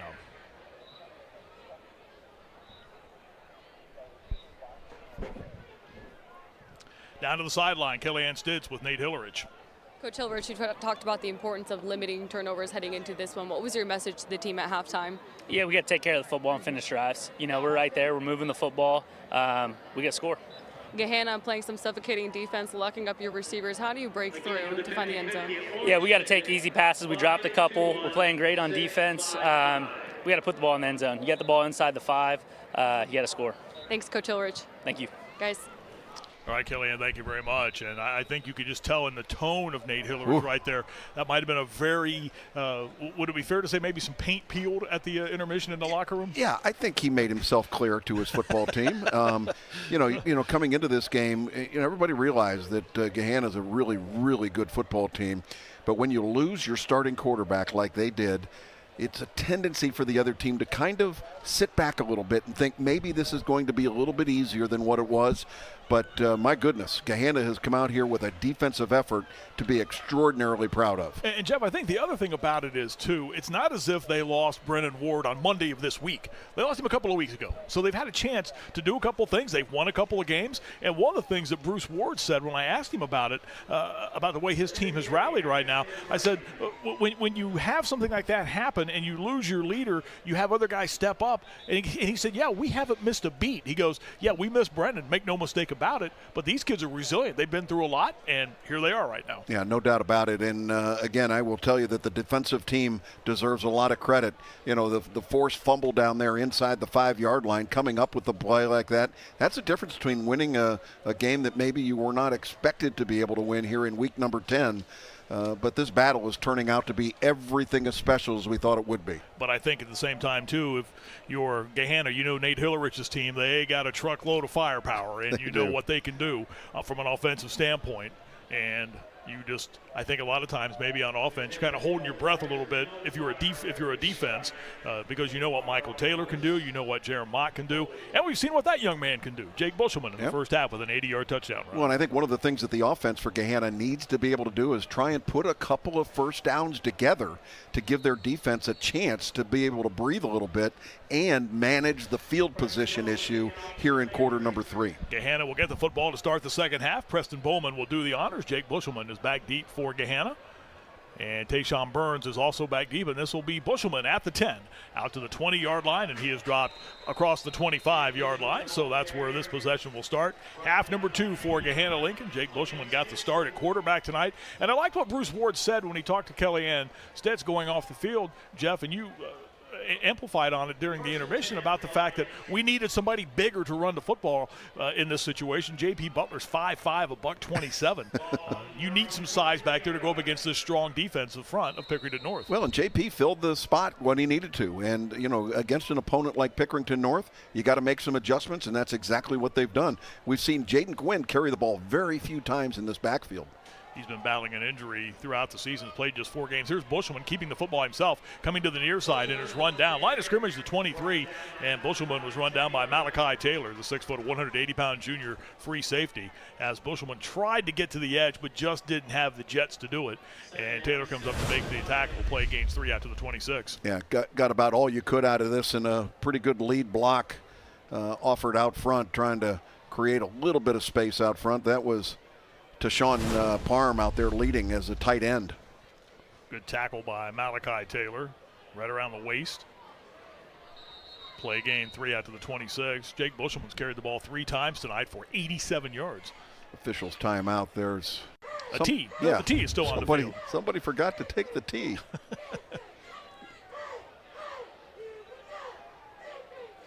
So that is taken care of, and we can resume action here. That is a special teams error. Come on. Somebody's got team responsibility. Handoff up the middle. It's Avion Brown getting across the 30-yard line. Shy of the yardage needed for a Gahanna first down as he got out to the 20. To the 32-yard line, I'm sorry. Pickup of a half dozen for Avion Brown. He's had a very limited night carrying the football, just his third rush for just 11 yards right now. I was going to say, this is a guy that he's not the number one ball carrier, but he has had to play a lot this year because of the injuries with Jaden Gwynn. 114 carries, averaging 6.6, 8 rushing touchdowns. He has been a really good back for them. But he has been chomping at the bit, according to Bruce Ward. Remember last year he sat behind a pretty good one in Dior War, who went on to play at West Virginia, Dior Hubbard, I should say. And here is Brown trying to turn the edge, able to get out of a tackle attempt, got the first down, spins across the 35-yard line out to the 36. Brown gets 4 yards and a Gahanna first down. Yeah, great. This is great from a speed standpoint, but high risk. You don't want to be running sideline to sideline when you need just a yard for a first down. Very fortunate that he was given the first down there, because that play was stretched from left to right. Avion's numbers, I mentioned the 8 touchdowns for him already this season. He also has a receiving touchdown. In the game against Kaufman earlier this year, 25 carries for a whopping 209 yards for Avion Brown and just a touchdown. Ball's loose in the field after the confusion on the handoff, and it's almost picked up by North. Ball will be recovered by North as trying to scoop and score, but losing the football for North was Ryan Miller, but the Panthers still managed to fall on the football at the 27-yard line. Ryan Miller had 6 in his mind, but just couldn't find the handle, but North will keep the football off the knees of Avion Brown. Watch this. Avion Brown wasn't expecting to be given the ball, and there you see the effort being made to try and pick it up, scoop and score. That was Malachi Irvin, the defensive end, right? Number 15. And then the recovery made by Dante Curtis. 6'1", 215-pound junior middle linebacker who has Division I interest. And he covered that ball in an absolute hurry. Boy, just when you thought Gahanna was going to put together some first downs one after another and try and control the football, that's their first turnover of the game. And Jeff, another Pickerington North drive that starts in Gahanna territory. This one at the 29 after the fumble. Let's see if the Lions defense can come up with a stand again. Back to throw is Mock, rolling to the near side with the football. He'll tuck it and run to the 25-yard line and steps out of bounds as he got inside the 25 to the 23-yard line, picked up a half dozen. They've had a number of their drives start in very good field position, be it because of a short punt or, in this case, recovering a fumble. Yeah, I don't know if you noticed, but it looked like Mock came up a little bit gimpy there. You see him skipping there as he went out of bounds.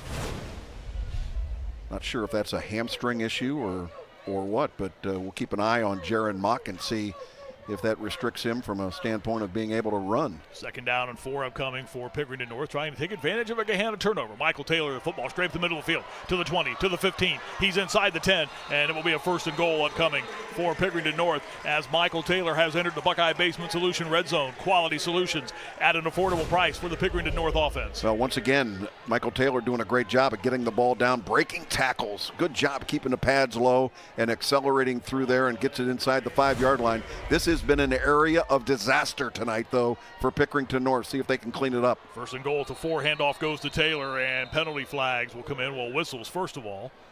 Taylor picked up 19 to the 4. Well, this is exactly what Coach Hillerich was talking about. Dead ball, false start, offense, 5-yard penalty, still first down. The mistakes you make down there, whether it's spitting the bit or you end up having those penalties, that's what Nate Hillerich talked to Kellyanne Stitz about. We have to clean that up, especially when we're taking the ball down there inside the 5-yard line. And once again, they get behind the sticks a little bit here. 1st and goal again now, but at the 10-yard line. And that drive late in the first half, well, Taylor was inside the 5 and fumbled the football. And again, they had the football, 1st and goal at the 4. And now we're back to the 9-yard line with a 1st and goal there. Jaron Mock, 6'3", 200-pound junior. Takes a snap, will roll, option toss to Taylor, evades one defender, and manages to pick up a couple of yards. That was, again, a play that looked destined for a loss, but Taylor's athletic ability is he was able just to kind of sidestep the rush and picked up a couple of yards. Watch it here. Yeah, you can't block everybody. You got to make somebody miss, and you saw that Terrell Holcomb came across and turned it back inside. Now, again, missed the tackle, but Marty turned it back inside where he had support from the rest of the white jerseys. Picked up a couple, did Taylor, as he ever so slowly inches his way towards the 100-yard mark. I have him at 17 carries for 97 yards tonight. 2nd and goal at the 7. Mock again will run the option, spins, and oh my goodness, he turned back in on the spin, and Marshawn Lee Gaines, the 6'1", 315-pound sophomore nose tackle, said, "How do you do?" and put him right down to the field. Look at this, man. There's your fire plug award right now tonight. Look at this boy down there. He is getting after it, and that is the dream of a nose guard, to come free here and watch him just light him up. Oh, is that fun? Great job by that young man. Just a sophomore too, Marty. Absolutely. That's another one of those young, talented players that Bruce Ward's football team has. It will lose a yard back to the 8. So now it's 3rd and goal for Pickerington North. Again, they trail 7-3. This second half is 4 minutes old. And again, whistles, and again a flag. This may be a delay of game. Dead ball. Delay game. Offense. 5-yard penalty. 3rd down. Boy, totally unacceptable in week number 10. Got an experienced quarterback there. You got a staff down there that is excellent. You got to get the plays out there. You got to get up. And that clock can't be any bigger, any brighter down there. Jeff, what causes that? I mean, no, obviously we know because the clock expires, but why does it take so long to get a play in sometimes? Yeah, it could be conversations, debates going on between the offensive coordinator and the head coach through the headsets, trying to look at maybe substitutions that the Gahanna team is making and trying to make those adjustments. And here we go again. We're down to 8 seconds remaining, and they're not even lined up yet. 3rd and goal at the 12 now as the ball is marked back. Mock takes the snap and goes back to throw. Protection starts to break down. He tries to step up into the pocket and is thrown down again. The Gahanna defense, which has been the story of this game tonight, comes up with another huge play. Tackle for a loss. They had a number of guys racing in that time, did the Gahanna Lincoln Lions.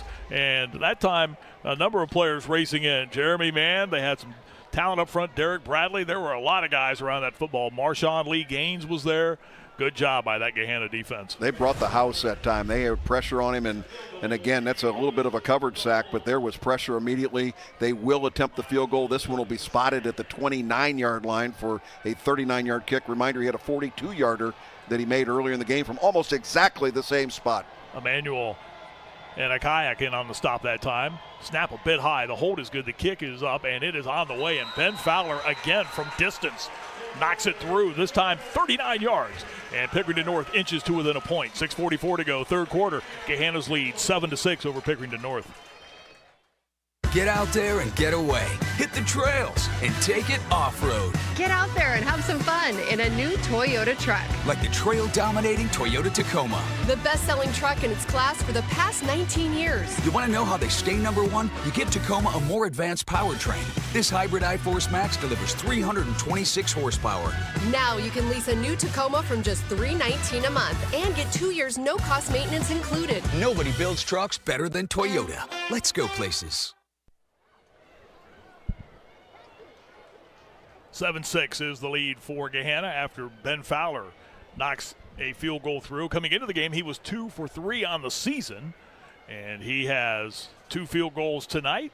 That scoring drive, almost 4 minutes. It took Gahanna, or Pickerington North, that long to get the field goal, and the drive ended up going just 16 yards. That scoring summary brought to you by Alcohol, Drug, and Mental Health Board of Franklin County. Well, you'll take the 3 as opposed to 0, but that is 14 points that have been left on the field. Kick is fielded by Tayshawn Burns of Gahanna, gets across the 25-yard line and is brought down shy of the 30-yard line. We say hello for the first time in half number 2 to Kellyanne Stitz. Hey guys, ABC6 is excited to once again host the annual Toys for Tots Drive, trying to fill up these boxes coming up in December. And to help joining me tonight to help preview the big event is Taronda Curry, the Toys for Tots coordinator, and Sergeant Madison Noon, who's the first female ambassador for Franklin County for Toys for Tots. But first, we're going to kick it to you, Taronda. The event is coming up Saturday, December 7th. Well, a few months away, but still a big one to put mark on your guys' calendars. What is the toy goal this year, and do you think you can reach that number? You know, I'm confident about it, but we always run short with our older teenagers, so we always need help in that area. So our county services, my county, or my campaign services, 6 counties: Perry, Licking, Fairfield, Hocking, Pickaway, and Ross. So I service all the counties on the south end, the lower end of Columbus. We're also helping I believe it's Muskingum County this year, because that toy campaign is running real low. real low. We weren't able to get some of the grants that we normally would through Walmart, which usually would give us thousands of dollars. We weren't able to access any of those funds this year, so that is definitely hurting, I would say, all Toys for Tots campaigns. So we need the community to come out and help, help us. So anything you can give is going to be a blessing to these children, because these children that we serve otherwise don't get much at all, or anything. So anything that anybody is willing to donate will be a blessing. Thank you so much, Taronda. And Sergeant Newton, for you, what is the Marines' involvement with Toys for Tots, and why is it so important? Yes, ma'am. So the Marine Corps is the official organization that hosts Toys for Tots each year. This is a Department of Defense organization. It was started within the Marine Corps. We have wonderful civilians every year like Ms. Taronda who come out and volunteer for this organization, but actually it just lies within the Marine Corps, and every single reserve unit in every single county has a Marine who does Toys for Tots each year to support the donation of toys to underprivileged children. And why is it so important for people to come out and donate? Absolutely. So it's just so important because at the end of the year, our main mission is to get toys to children on Christmas. That's our biggest goal. That's all we're trying to do out here. Every single kid deserves a present. So, thank you so much for your service, by the way, too, Sergeant Newton. Thank you. And Taronda, what would be your message to folks out there to try to fill up these boxes on Saturday, December 7th? Well, my message would be, let's be a blessing to our communities. Let's be a blessing to this campaign. We've been around for 77 years. And it's done great things in all communities across our nation. So let's continue that, and let's and don't forget the teenagers, because oftentimes they get forgotten. Real quick, I want to introduce my youth ambassadors, Dalen Hamlet and Jeremiah. What's your last name? I forgot. Meadows. Jeremiah. Yep. Yeah, he's been a ambassador for 3 years now, and he's new to our campaign. That's so awesome. These kids do a great job. Their motto is "Kids Helping Kids." So yes, so help us out. All right, guys, you heard the message. We're going to back to you guys, Marty and Jeff. Kellyanne, thank you very much. J.P. Butler into the game now, quarterback for Gahanna. Just a moment ago had a 10-yard completion, and that made it a 3rd and 10 for Gahanna. On that play, he was rolling to the near side and just heaved that one out of bounds and back behind the Pickerington North bench. So Gahanna will punt the football away as Jake Bushelman will come back on to punt now. So the Gahanna drive will end after a couple of short gains, then the holding penalty pushed them back, and then the 10-yard gain, and now the punt oncoming from Bushelman. 5:17 to go, third quarter. 7-6 is the lead for Gahanna. High snap that Bushelman pulls down and gets off a spiraling kick. That will be fielded on the run by Grant Williams of Pickerington North far side. Gets inside the 40 to the 41, and that's where Pickerington North, again, with very good field position, will get the football, but trailing 7-6 in Week 10 to Gahanna.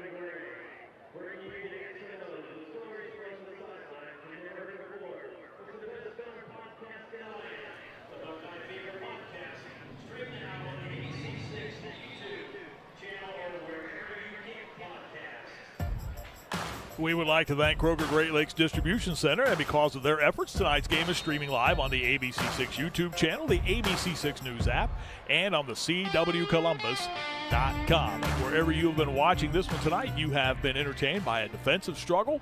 Two pretty good football teams have been just knocking each other around for the better part of this game, which has 5 minutes to go in quarter number 3. And Gahanna on top 7-6 as these two teams battle for the OCC Ohio Division Championship. Penalty flag in the middle of the field. Line of scrimmage, the 41, is where Pickerington North starts this possession. This penalty flag, and look at the penalty. is sponsored by the United States Army. We talked earlier about Jake Bushelman of Gahanna headed to West Point. Both the service academies are unbeaten this year and ranked in the top 25. How about that? Holding, offense, number 50, 10-yard penalty, repeat, first down. In the next 2 weeks, both of them are going to get a swing at Notre Dame, too. So, great chance for the service academies to, really do something special. It wouldn't be. How good would that be?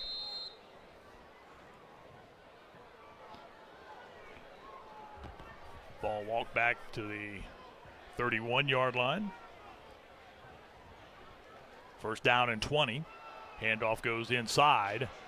And Michael Taylor has just had very, very little room to run the football tonight. The Gahanna coaches are right next to our broadcast location, and just a big round of applause just went up. Yeah. Again, they were able to identify and drop Michael Taylor. Now, again, all fairness right now, Taylor is, again, on that carry, got out to the 33, picked up a couple. So by my totaling tonight, which is probably way, way off, but I got him at 99 yards right now.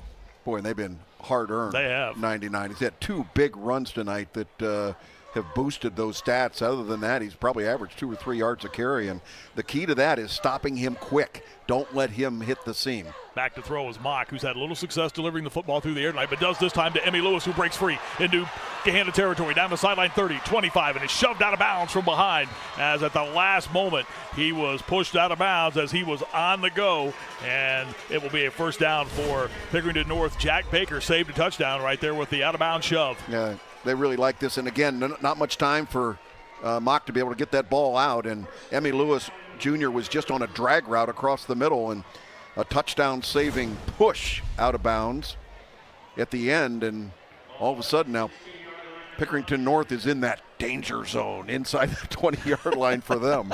My goodness, this has been unwelcome territory. 54 yards on that pitch and catch puts them in the Buckeye Basement Solution red zone. Quality solutions at an affordable price. Gahanna heard you as they greet the ball carrier that time, trying to step in and find some running room was Michael Taylor. But Derek Bradley said, Jeff Logan, we realize that you were right on that. They are really good in that red zone defense tonight. And again, look at the pressure coming up right up the middle, and really a good effort by Derek Bradley. Play lost a yard, back to the 17-yard line. There's Derek. The numbers that Michael Taylor has put up this year have just been staggering. But obviously, the Gahanna defense, they read all the tweets and saw the posts on X, sure, or however you do those things these days. Usually used to say, well, they read the news clippings, but nobody does that anymore. Back to throw is Mock on second down and 12. He's it towards the end zone, and the pass is incomplete in that far corner of the end zone, trying to get the football to Ashton Hampton, the 6'2", 180-pound senior. Tayshawn Burns, Jeff, is a guy who, when he transferred over to Gahanna, they were really high on that young man and did a good job of coverage there at that time, transferred from Columbus East. Yeah, really good defensive coverage. That is excellent. And again, they're loading up that secondary, trying to take these wide receivers out of the game. And Preston Bowman has been very, very quiet. The only long connection that they've had is the one recent catch by Emmy Lewis coming across the middle. And Jeff, a third down and 12 at the 18. Handoff goes to Taylor, hesitates, tries to accelerate, but is shoved backwards again. The Gahanna defense, again, there was Derek Bradley. Jeremy McDowell, who's had a big game as well, too, across that front, was there also. But again, the Gahanna defense rises up to meet the red zone challenge. 3 times inside that red zone tonight, and we've had 2 field goals, and they're trying for number 3 to take the lead. Fowler from tonight has made 2 field goals from 42 and 39. This would be a 34-yard field goal attempt. Snap is a bit low. Lewis got the hold down, but flags come in, and Pickerington North may have been bailed out on this one as far as the bad snap. It will not give them a first down. Got a quick jump on the left end. Encroachment, defense, number 9, 5-yard penalty. So that will move them 5 yards closer, but that play, the attempt rather, looked destined to fail because the snap was low. Watch it here. Yeah, they were not going to be able to get this kick off. Look how much time it was going to take to get it there, and you saw the kicker had already stumbled trying to get there, but somebody left early from the starting blocks. So this will now be a 29-yard attempt from the place kicker Fowler. This one is blocked. This one is blocked, and the ball will bounce into the end zone. Gahanna's defense and special teams, a huge story. Was that Terrell Holcomb who got in? There were a couple of Lions racing in that time. And Gahanna once again relies on its defense to snuff out a Pickerington North scoring attempt, and they hang on to a 1-point lead at 7-6. Well, this is a specialty of this defense, Marty. You mentioned it. They've blocked 2 punts already this season, and that is the 3rd blocked field goal. That was Holcomb, Jeff. He got in untouched around the end. How good is that? Terrell Holcomb was the one that was offside on the play before, but this time his timing was perfect, and he went out and went where the ball was going to be. A lot of people come in there and they try and take it off the foot of the kicker, and the ball's already gone. That was a terrific job, and once again, this Gahanna defense has been the story. Lions put their offense back onto the field. J.P. Butler stays in the game at quarterback, hands the football off now to Jaden Gwynn, tries to get to the edge and has a gap, 30, and a first down for Gahanna as Gwynn speeds out across the 30-yard line to the 34, picked up 14 yards on first down. Yeah, interesting the change. Now bringing J.P. Butler into the game here in the 3rd quarter of play. We've seen a little bit of both quarterbacks in the game. Jake Bushelman lining up at the wide receiver spot right now, and Jaden Gwynn getting a couple of carries and making the best of it. As Jeff mentioned, the transfer from Westerville North played 4 games this year, 261 yards, then was slowed by an injury, and that allowed Avion Brown to take charge of that Gahanna ground attack. They'll put 2 wides to the near side and hand the football off, and trying to find some running room to the near side, but losing his balance after being contacted in the backfield was Avion Brown. This play will be a loss. Yeah, not an opportunity at all. And hey, look at the size difference of, Bushelman in there as a 6 foot, 187-pound guy that's been, playing some of that quarterback spot. And then all of a sudden, J.P. Butler comes in there, 5'5" and a buck and a quarter. And this is a young man, a sophomore, doing the best job that he can. But you talk about being a little bit undersized. There's some big men out there. And then you've got number 14. There's room to grow. Absolutely. Only a sophomore. He's just a young guy. That's right. Takes a high snap and hands the football off. And this is fighting for running room. Again, this was Jaden Gwynn. And we've talked a lot tonight about how big the Gahanna defense has been in this one tonight. Let's not overlook that Pickerington North defense. Take away the 80-yard run. I know you can't really do that, obviously, but they have played just as well, I think, for the most part tonight in this game, as has the Gahanna defense. Yeah, no question about it. And, again, they're a little hamstrung in terms of what they can do offensively because of the loss of Brennan Ward, the 4-year starting quarterback. But so far, so good. They have been able to protect the football. They're winning the battle of field position, and they have won so far the battle of the red zone tonight. 3rd down and 13 upcoming as we roll to 30 seconds left in the 3rd quarter. Last year, these teams played the last game of the regular season, and it was not decided until overtime. Butler back to throw. Has some time, delivers far side. The pass is into the hands of Tayshawn Burns, and then he dropped it. I don't know if the ball got tipped or not as it went out there, but Tayshawn Burns a little disappointed in himself. Jeff, it looked like there might have been a defender crossing in front of Burns as well, too. Let's watch it on the replay. Yeah, we'll see here. I don't know if it was just his vision or if the ball got tipped right here. No, it wasn't tipped, but just the vision. Yeah, going up was Tank Washington, and he was enough of a screen to be able to distract the receiver. Just enough. Bushel went on to kick the football away. Fielding the kick, sliding down to a knee is Grant Williams at the 39-yard line. And again, not to sound repetitive, but to repeat it regardless, another decent field position start of a drive for Pickerington North at the 39-yard line. Well, Marty, this is the 2nd drive in a row that they'll start from the right at the 39-yard line. And I'm going to tell you what, that is the worst field position they've had all night. It's great field position, but that gives you some idea of how many times they've had it on the short side of the field, and they've only got 6 points to show for it. With 15 seconds left in this 3rd quarter.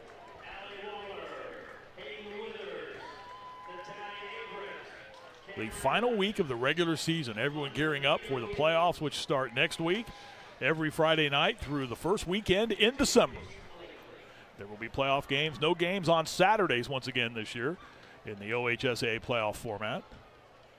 Mock goes back to throw on 1st down and 10 now. Looks long now for Preston Bowman, who's behind the defender and cannot catch up to that pass. Mock had him. He had him open in the middle of the field. Back on coverage was Jason Smith for Gahanna, who Bowman had run right past, but the pass is incomplete. Yeah, normally they've been having a free safety back there, giving him a little bit more support. Ryan Washington back there as a defensive back did not roll over, and you can see how wide open and how close this ball was, and that's one that Jaron Mock would certainly like to have over again. 2nd down and 10. Bowman coming into the game with 34 catches, and we talked earlier about the 9 touchdown receptions. They've been on an average of 49 yards a catch. Here's Michael Taylor. Boy, he's going to see these Gahanna defenders in his sleep tonight, as again they were there to greet him, as he just found very little, if any, running room. In fact, he lost a yard back to the 38. And we go to the 4th quarter. It's the game to decide the OCC Ohio Division Championship, and it's been a good one. Gahanna leads 7-6 going to the 4th quarter at Pickerington North.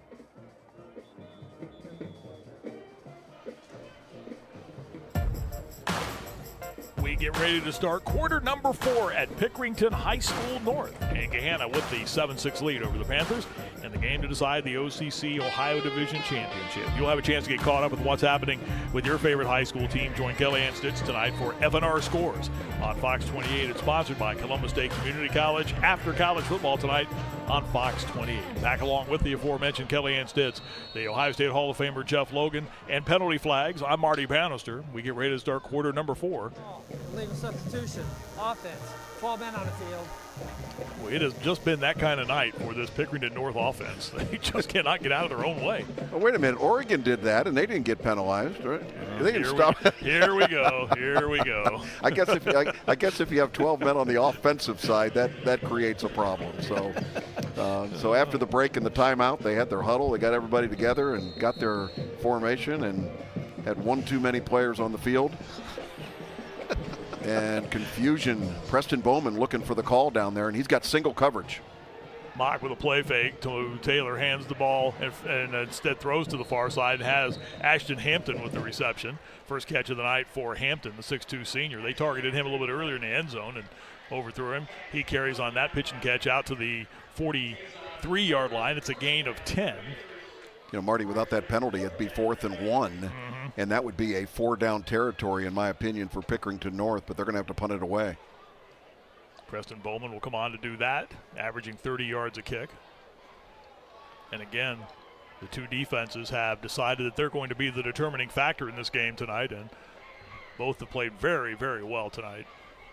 And in fact, you go back and look at the touchdown run that Jake Bushelman had way back in quarter number 2. Gahanna, or Pickerington North rather, came within a whisper. Ryan Miller came within a half, an ankle of knocking him down. He just barely missed him on a swipe at the right ankle.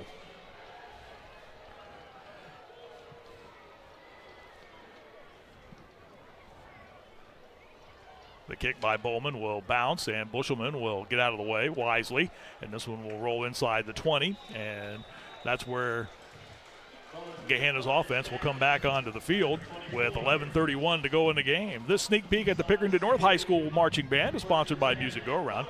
Check out their locations at 2630 Bethel Road and inside the Stone Ridge Plaza in Gahanna, the Pickerington North High School Marching Band.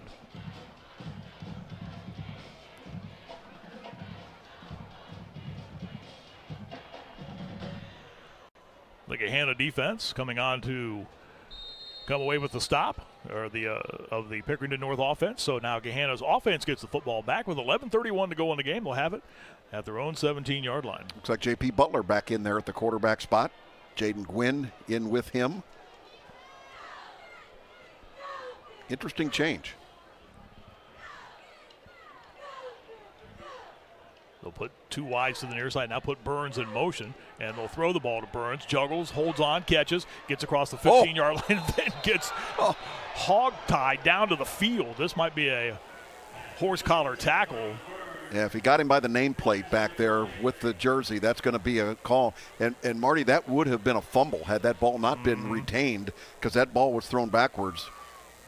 There's the horse collar. It is. Play was out to the 17-yard line. Personal foul, horse collar tackle, number 6 of the defense, 15-yard penalty, first down. Yeah, those are not intentional by any stretch of the imagination.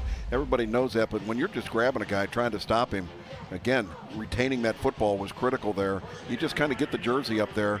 That's a little bit low for the nameplate, but you know, they see that much jersey in your hand, they're probably going to call it, and that's exactly what happened. Ball out to the 32-yard line on the walk-off. There's a look at the sophomore quarterback, J.P. Butler. Brennan Ward this season had thrown for 1,200 yards. And again, the defenses are the story as trying to find some running room, but not being able to. Elijah Durham-Smith in on the stop for Pickerington North. One of those talented juniors on this team, 6'2", 233-pound junior, wrapped up the ball carrier, Avion Brown. Boy, he is a big football player for this team. That is Division I size over there. 5 quarterback sacks coming into the game, 12 tackles for a loss. Add one more there. Series between these two. Pickerington North leads at 10-7, but Gahanna's won 3 of the last 4 get-togethers, including the overtime thriller last year that decided the OCC Ohio Division title. Straight up the hash marks, and not much room as the football, Avion Brown with the carry that time. With big Ben Thompson in there, the defensive tackle leading the charge, 6'2", 245 senior. 30 solo tackles for him so far this season. And for that to happen with the defensive tackle position, that's pretty impressive. Look at number 40, stand him up.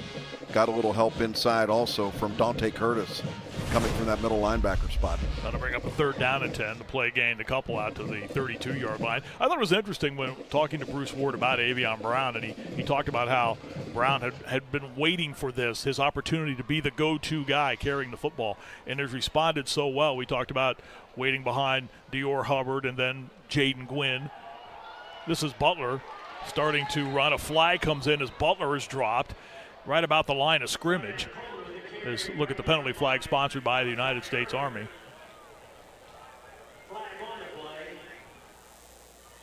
Holding call against the offense. So that will push the football back, and let's see what Nate Hillerich elects to do here. Yeah, declined it. Yeah, because it'll make it 4th down. Yeah. Number 55. That penalty is declined. 4th down. Yeah, bringing a punting situation, and once again, barring anything crazy here, Pickerington North is going to get the ball in terrific field position. Jake Bushelman back for, feels like kick number 10 or 12. I'm not sure exactly how many times Bushelman's had to punt tonight, but it has been a bunch. It has been a bushel. It has been a bushel. And this one almost blocked. They had penetration at that time, and now a flag comes in, and Gahanna's going to keep the football here, as running out to the 45-yard line on the return was Grant Williams, but Elijah Williams-Dixon ran into the punter, Bushelman. It's going to be roughing, so it'll be a personal foul penalty, automatic 1st down. And Wow. Once again, Nate Hiller's football team shooting themselves in the foot. An aggressive play, no question about it, but if you're going to go for that punt block, you better make sure you get it. 15-yard penalty, automatic first down. You can see the pressure coming from the left-hand side here of your screen. And again, that punter is just unprotected there, and you cannot make contact like that. Easy call for the officials and a quick first down. Moves the ball out to the 47-yard line for Gahanna. There's Bushelman going to line up at the wide receiver spot. Played quarterback most of the game. Jaden Gwynn is the running back. This first down sponsored by Classic Exteriors, courtesy of the roughing the kicker call. And Gwynn out near the midfield stripe. Pretty good second effort there by Jaden Gwynn. Got himself about a 5-yard gain. Nice effort by that young man. Running room has been hard to come by, certainly for Gahanna's offense. Again, the 80-yard Bushelman run has been the difference in this game right now, the 1-point lead for Gahanna, but the Lions defense has not allowed Pickerington North to crash into their den. They have shut down the red zone numerous times tonight. North has had a couple of first and goals, but have been unable to get touchdowns. Butler takes a snap and hands off, and this is Gwynn with a little burst ahead to the 45, maybe to the 44-yard line. We'll see where they put him down at. I may be mistaken on this, Marty, but I think other than the 80-yard run, this is the first time that Gahanna has actually had the ball in Pickerington North territory. I may be dead wrong on that, but it just seems like forever they have been doing nothing but punting the ball into position where Pickerington North has got great field position. Checking back at some of the starts of the possessions, Gahanna's had it at their own 29. They've had it at their own 20. They've had it at their own 28. I think you might be right. I think this had it at their own 17. Yeah, this is the first time that they have actually had the ball across the 50-yard line other than the 80-yard touchdown run. It's 3rd and 1 at the 45, but prior to the ball being snapped, we have a timeout called by Gahanna with 7:44 to go in the game. Gahanna clinging to a 1-point lead over Pickerington North. Get out there and get away. Get to a game. Get out for a night out in a new Toyota. Toyota has more all-wheel drive choices than anyone else, like this all-wheel drive RAV4 Hybrid. When it comes to SUVs, more people count on RAV4 year after year after year.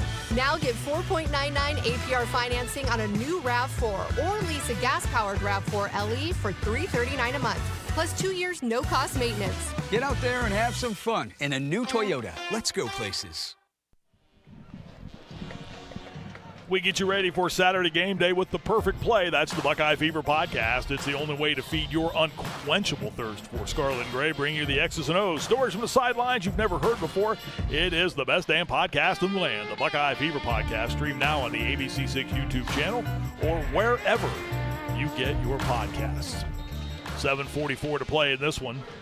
Gahanna's lead stands at a point, 7-6. The only touchdown of the night came at the 9:17 mark of quarter number 2 when Jake Bushelman ran it in from 80 yards out. Bushelman back in at quarterback. And he'll keep the football, and he's on the go again. 40, 35, to the 30, to the 20. He's to the 15, he's to the 10, and it's tripped up at the last moment inside the 10-yard line. A touchdown-saving tackle back there by Tyson Long of Pickerington North, or Bushelman would have found the end zone again. Nevertheless, it's a 1st and goal for Gahanna as they race into the Buckeye Basement Solution Red Zone, quality solutions at an affordable price. This quarterback keep all the way, and look at Bushelman just making people miss as he gets himself going north and south, and a touchdown-saving tackle right there. Got him inside the 5-yard line. Tackle made by Tyson Long. Yeah, Jeff puts him over 100 yards rushing in the game, and almost identical to the play he scored the touchdown on back in the first half. He just didn't go as long on that one as he did on this one. Or he went longer on that one than he did on this one, I should say. J.P. Butler back in at the quarterback spot. And Bushelman lines up as a wideout. 1st and goal, the ball at the 5. It's Gwynn trying to spin to the outside and is grabbed and will be stopped shy of the 5-yard line. There may, we're near Halloween. There may be some goblins down here in this end of the field because everybody gets down inside the 20-yard line down there. And that's where it's all been happening. Because I know. There hasn't been anything on the other end of the field tonight. Both teams have struggled down there. Have to get Kellyanne to look into that, see what's going on down there. Goodness, young lady. Well, you don't want to blame her for it. It's not her fault. No, okay. but she might have something to do with it. She's got all that protection down there from the Marines and the Toys for Tots people. And she's got an Army guy down there. And a heated vest on tonight as well, too. She was preparing for conditions. It was 70 degrees for a kickoff. Heated vest. Uh-huh. Timeout, Gahanna. As Gahanna will want to discuss this on 2nd and goal at the 5. Speaking of Kellyanne, let's say hello once again.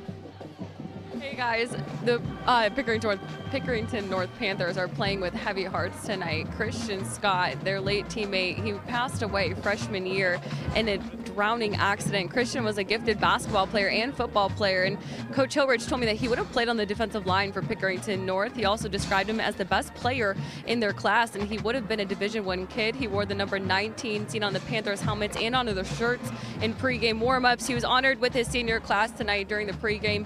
He dressed for varsity with Michael Taylor and Preston Bowman, so the three were extremely close, and Preston told me that they have dedicated their senior season to Christian Scott. Kellyanne, thank you very much. Nate Hillerich had referenced that story a number of times about his program and how they have kept that young man in their minds throughout workouts, practices, games, and of course honoring him on senior night, as they should. Bushelman in a quarterback. 2nd and goal with the 5. Gahanna with the football. It's Bushelman up the middle towards the goal line and does not get in. He is down to the 1. He came very close. Again, a quarterback run, and I think their best opportunity to be able to make anything happen from an offensive standpoint is keep number 6 in the game at that quarterback spot. Clock continues to spin as we are almost halfway through the 4th quarter. Here's Bushelman coming towards the goal line and brought down. With the way the Gahanna defense has played in this game tonight, a touchdown here you think could be very, very big in this game.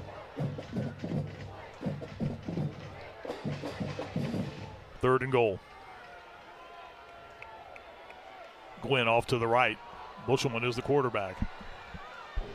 Takes a snap, follows Gwynn up the middle, and strolls into the end zone. Touchdown. It has been the Jake Bushelman show tonight. His 2nd rushing touchdown.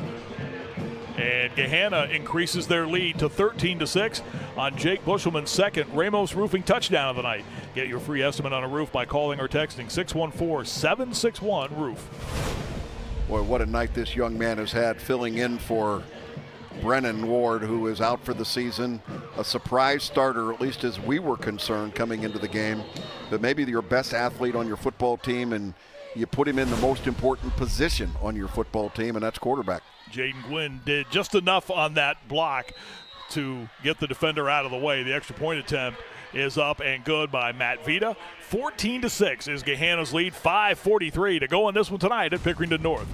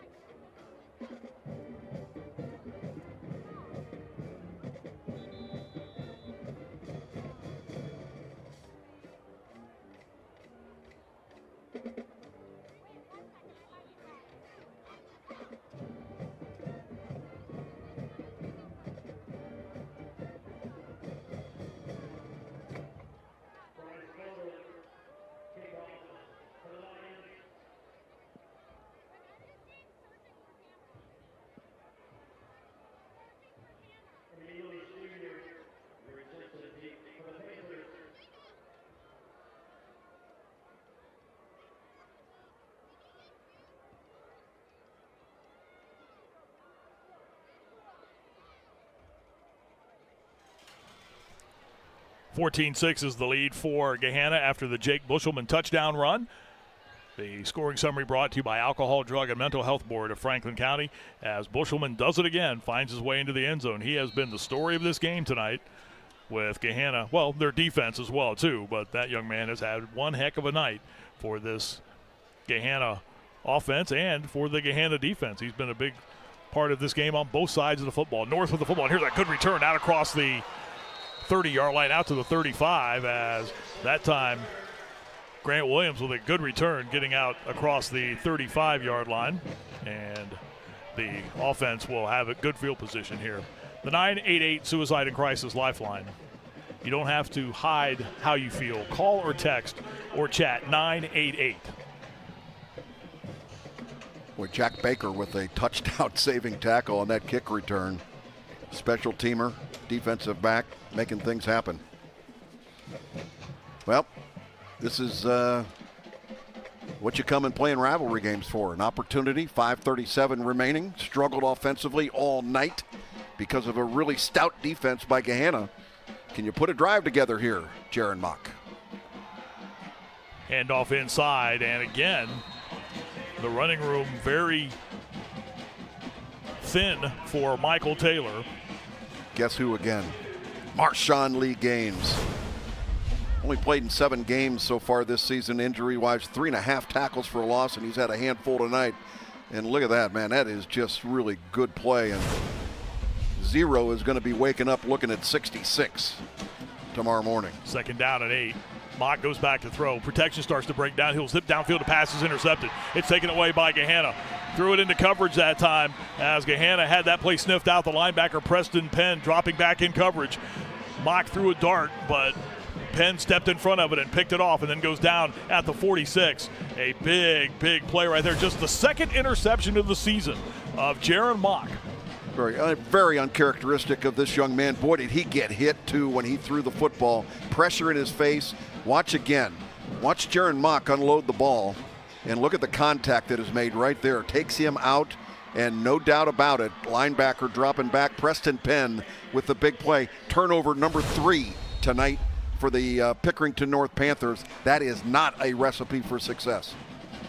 For a game of this magnitude, both coaches use that coach's cliche, we can't turn the football over, and it has played a huge role in this game tonight. Snuffed out a Pickerington North drive inside the 5-yard line, and the interception here.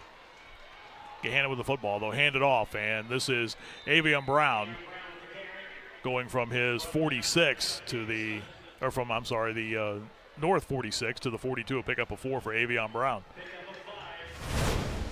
J.P. Butler back in there at the quarterback spot. Good push from that offensive line. Well, you look across the front, Jeff. 256, Luke Collins. 265, Anthony Pernado. 278, Dominic Delguzzo, the center. 289, Alex Markham with the 1 guard. And Jeremy McDowell's been causing havoc on defense at the left tackle spot. He's 265. So starting to assert themselves a little bit across the line of scrimmage, the Gahanna Lions, but right on cue, Jaden like Glynn is dropped for a loss as Pickerington North had pressure that time. Elijah Durham-Smith and Dante Curtis combined for the stop. 11 and 12 on the stop for Pickerington North, back to the 46, loss of 4. Marty, you were talking about that offensive line for Gahanna that's done a fairly decent job tonight. The best part of that offensive line, 4 of them are juniors. They're going to be coming back next year, so the experience that they're gaining here in their junior year is going to pay dividends in 2025. We go under 4 minutes left in this game. Gahanna leads 14-6. Jake Bushelman, 2 touchdowns tonight. 1 from distance, 1 from close in. 2 wides to the far side for Gahanna. Handoff goes to Brown again. Spins out of a tackle attempt and is brought down at the 41-yard line, a pickup of 5. So a big 3rd down call up coming now for big 4th down call coming up here for the Gahanna offense. Nick Hillerich will stop the clock with 3:20. Nate Hillerich will stop the clock with 3:28 left in the game. Doing a good job stopping that clock. Give yourself an opportunity. The ball came loose there, but well after he was down. I think it's absolutely a punting situation for Gahanna here. You're going to play some trestle ball, I think, more than anything else. Try and control field position. So, Marty, I know you've been waiting all night for this. It's been on the tip of your tongue. You cannot wait until week 5 when we start Logan's Heroes. And these are the teams after heading into week 10 here where we are tonight that I believe have the best chance of going deep into the playoffs. I still have Pickerington North on this list instead of Gahanna, most likely because of the loss of Brennan Ward. But DeSales is in there, Grandview Heights is in there, Bishop Watterson, and I agree with you. I think they will be practicing on Thanksgiving Day with a chance. But how about the job at Westland? Isn't that amazing? A team that has been awful for a long time, but they got a big night tonight against Big Walnut. Well, I was talking with some friends who cover high school football. We were trying to find out and dig through our memories the last time Westland was a factor in football. And here they are. They're in the top 3 in their region. They're going to get a home game in the opening round of the playoffs. Oh, my goodness. And then movement up front, but no flags. There's got to be. Gahanna, the sideline, is hopping mad. There's got to be. Everyone just stands and watches. They're going for a hard count here. I don't think there's any chance they're going to run a play. No. Clock goes down to 0, and they'll take the delay of game. Marty, how in the world was that not called encroachment? We'll get a look again from our sideline angle. That would have been an automatic first down, too. Watch again. Bottom of your screen. Wow, is that close? All you got to do is break the plane. Well, maybe that was the call or the thought of the officiating crew. They've got the best view. There's no doubt about it. With 3:28 left, Bushelman will come on to punt the football away. Trying to get this one to check up, but it won't. It will scoot into the end zone and out of the end zone. So Pickerington North, still a one-possession game, 3:21 left. Remember, these two went into overtime last year with, in fact, double overtime last year with Gahanna winning 35-28. Well, and that possibility of overtime is certainly not off the table. We've got an 8-point spread. We've got a touchdown and a 2-point conversion. The way, however, that Bruce Ward's defense has just been suffocating tonight against this Pickerington North offense. The one thing they have to be careful of here is the fact that Preston Bowman on a couple of occasions has been wide open, and Jaron Mock has missed him twice throwing the ball deep. First play from scrimmage is a pass play and a completion as a short gain as the ball went into the hands of Emmy Lewis Jr. As Mock on the short completion, little crossing route, that almost shallow type cross, if you will. Yep. Just trying to get your best players in space, trying to make people miss. Gain 1. Ball goes past Mock on the snap. There's a flag down. Mock races back to pick the football up. Manages to step through 2 tacklers. Heaves the ball way downfield now for Grant Williams. The ball is juggled and intercepted. Tayshawn Burns takes it away for Gahanna, and he's on the run to the 15. He's to the 10 and shoved out of bounds. But there are penalty flags down to sort through all of this. What in the heck happened on that play? Nobody could design that one. It's going to be a hard one to be able to tell you what exactly happened there. Bad snap from center. Quarterback does a pretty good job of recovering and then just throws a prayer up into the sky, and this could be the 4th turnover. Let's see what happens. Rob Backman, the referee, listening to his running mates, sift through all of what happened on that chaotic play. And here we go. Illegal formation on the offense. That penalty is declined.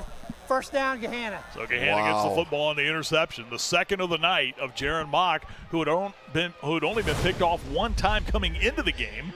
And this is how all this chaos started. He wasn't ready for the snap. It wasn't that bad of a snap. He just didn't see it coming back there. And then this is just a prayer. Throw it up there. He nearly had a receiver, but how about the heads-up play?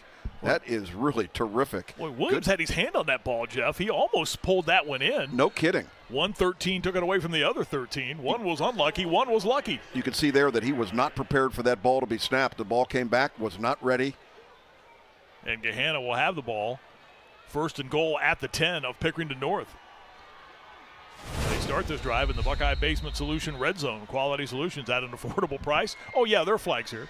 The illegal procedure going to be against Dead the ball. offense. Snap infraction. 56 on the offense. 5-yard penalty. Still first. That's just moving the ball up there by the center. That'll walk it back to the 15. Dominic Del Guzzo. Where's that number 56? Doing a really good job up there. 6'1", 278, a junior. That's pretty good. So 2:41 remaining. 2 timeouts for Pickerington North. Handoff goes to Gwynn and moves laterally through the hole and is brought down. And the play began at the 15-yard line. He was able to get to the 12 and pick up 3. Ben Thompson in on the stop for Pickerington North. And one of the things you want your quarterback to do at this point, if you're Gahanna, is make sure you let that play clock run all the way down. Consume everything you can. 30 seconds remaining on the play clock.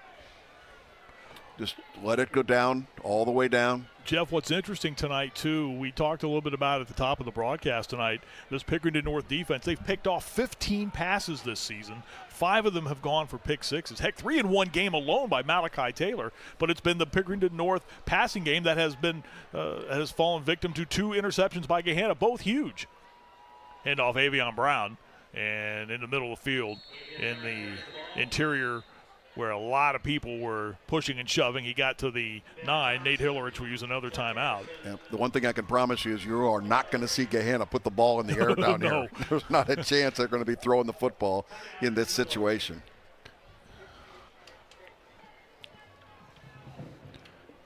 Clock is stopped with 1:43 left in the game. Pickerington North burns a timeout. Buckeyes are back home, and they will be taking on Nebraska tomorrow. And to help you get ready for the game, it's the Football Fever on ABC 6. It's the perfect play to get you ready for the Buckeyes game against those pesky Cornhuskers. Watch the Football Fever on ABC 6 tomorrow, bright and early at 11 o'clock. Noontime kick at the Horseshoe in Columbus. Kellyanne Stitz, Dave Holmes.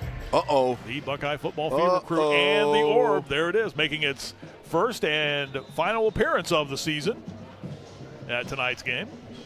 Look at this. There's only 9 other schools that own these right now.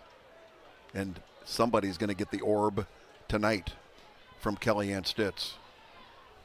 She's going to orb them. That's quite a delivery, isn't it? What do you think? I think it's 3rd down and goal for Gahanna at the 9. You at a loss for words? Jeff, Marty, I'm keeping it warm with my heated vest, too. That nice girl. and warm for the winter tonight. Snuggle up. Bushelman back in the quarterback, hands off to Gwynn, bounces off the pile, and gets inside the 10. It's not down yet. Going. No whistles yet.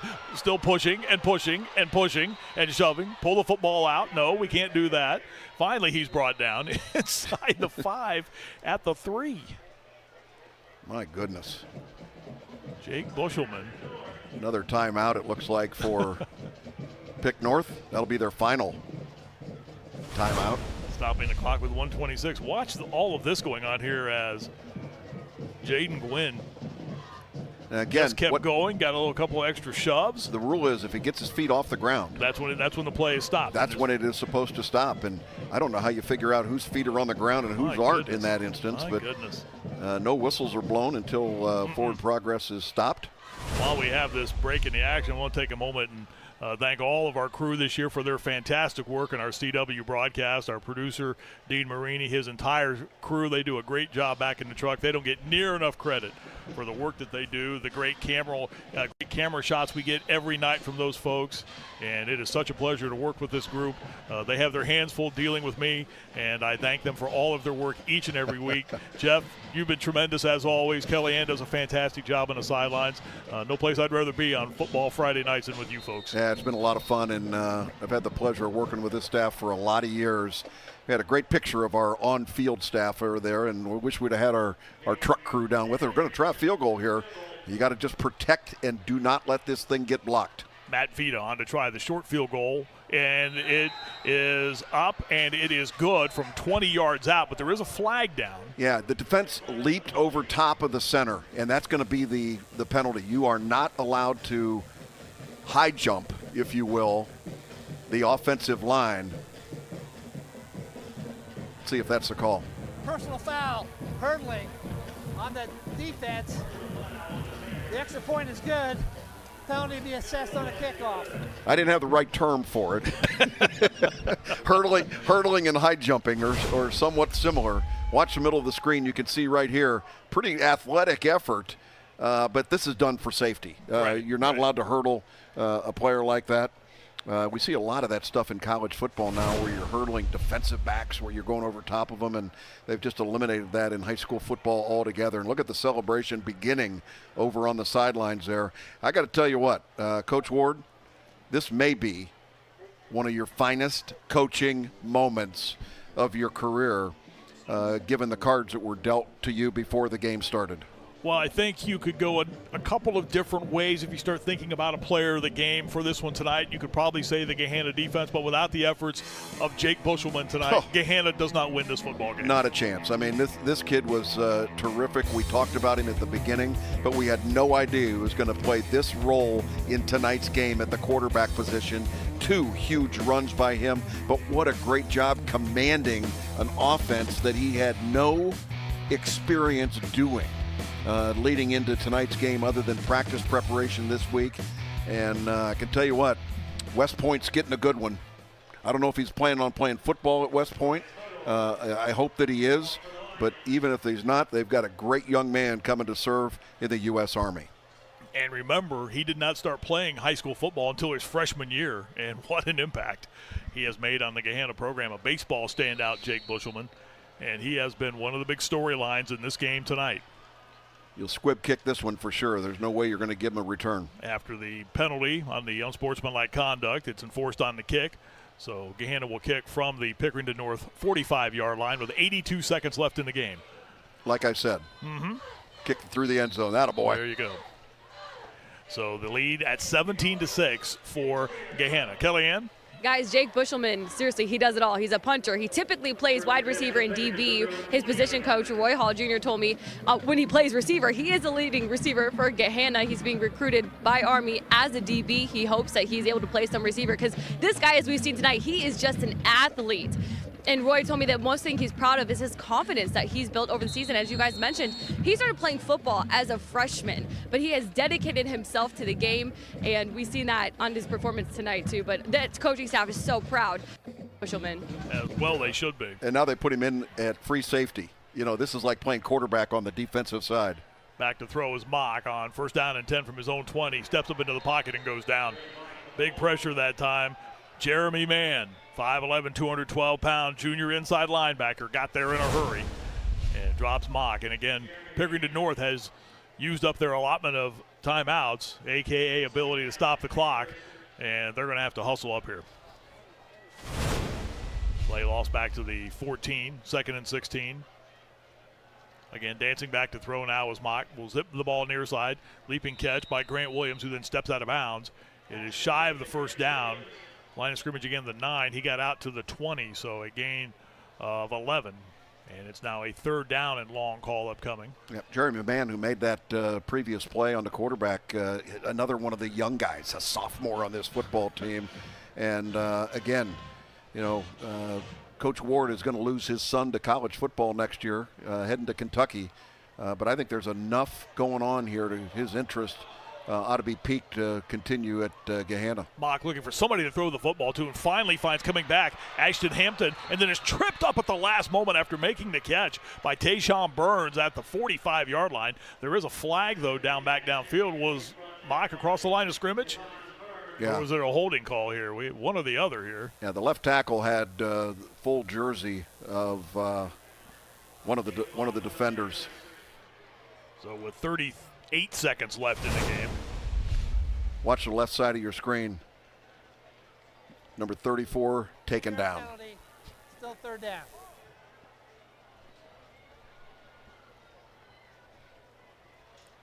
Boy, that would have been a kick in the teeth, though, to take that all the way to the end zone and have it come back for a holding call. The thing that about this game for both these teams, Jeff, because of the way Division I is formatted, they both know they're going to the postseason. Yep. But this was more about, for Pickerington North, it was a chance to turn around what they felt was an opportunity last year to win the division championship in this game that has suddenly taken on a lot of importance between the two programs. And Nate Hillerich even talked about it coming into the week. We remembered that from last year. We thought maybe we'd get another crack at him in the postseason, but we both lost before we could get to that, so they were looking forward to this tonight. But the Gahanna defense and Michael Taylor, as he again finds very little running room, that will be likely the last play of the game, and it has been the Gahanna defense and the play of Jake Bushelman, which for the 2nd consecutive season will give Gahanna Lincoln the OCC Ohio Division Championship on the last week of the regular season. Last year they did it in double overtime. Tonight they do it at Pickerington North, and their defense does the job. 17-6 is the final as Gahanna Lincoln knocks off Pickerington North. Both teams finish at 8-2 on the regular season. Gahanna wins the OCC Ohio at 5-0. Pickerington North finishes at 4-1. Pickerington North lost their first game of the regular season. They lost their last game of the regular season. They won everyone in between, but they'll come up a game shy in trying to win the OCC Ohio. Gahanna with the victory tonight, 17-6. Bruce Ward's Lions will rule the OCC Ohio. That's our final score. Again, Gahanna 17, Pickerington North 6. The presentation of the Orb and post-game comments coming up.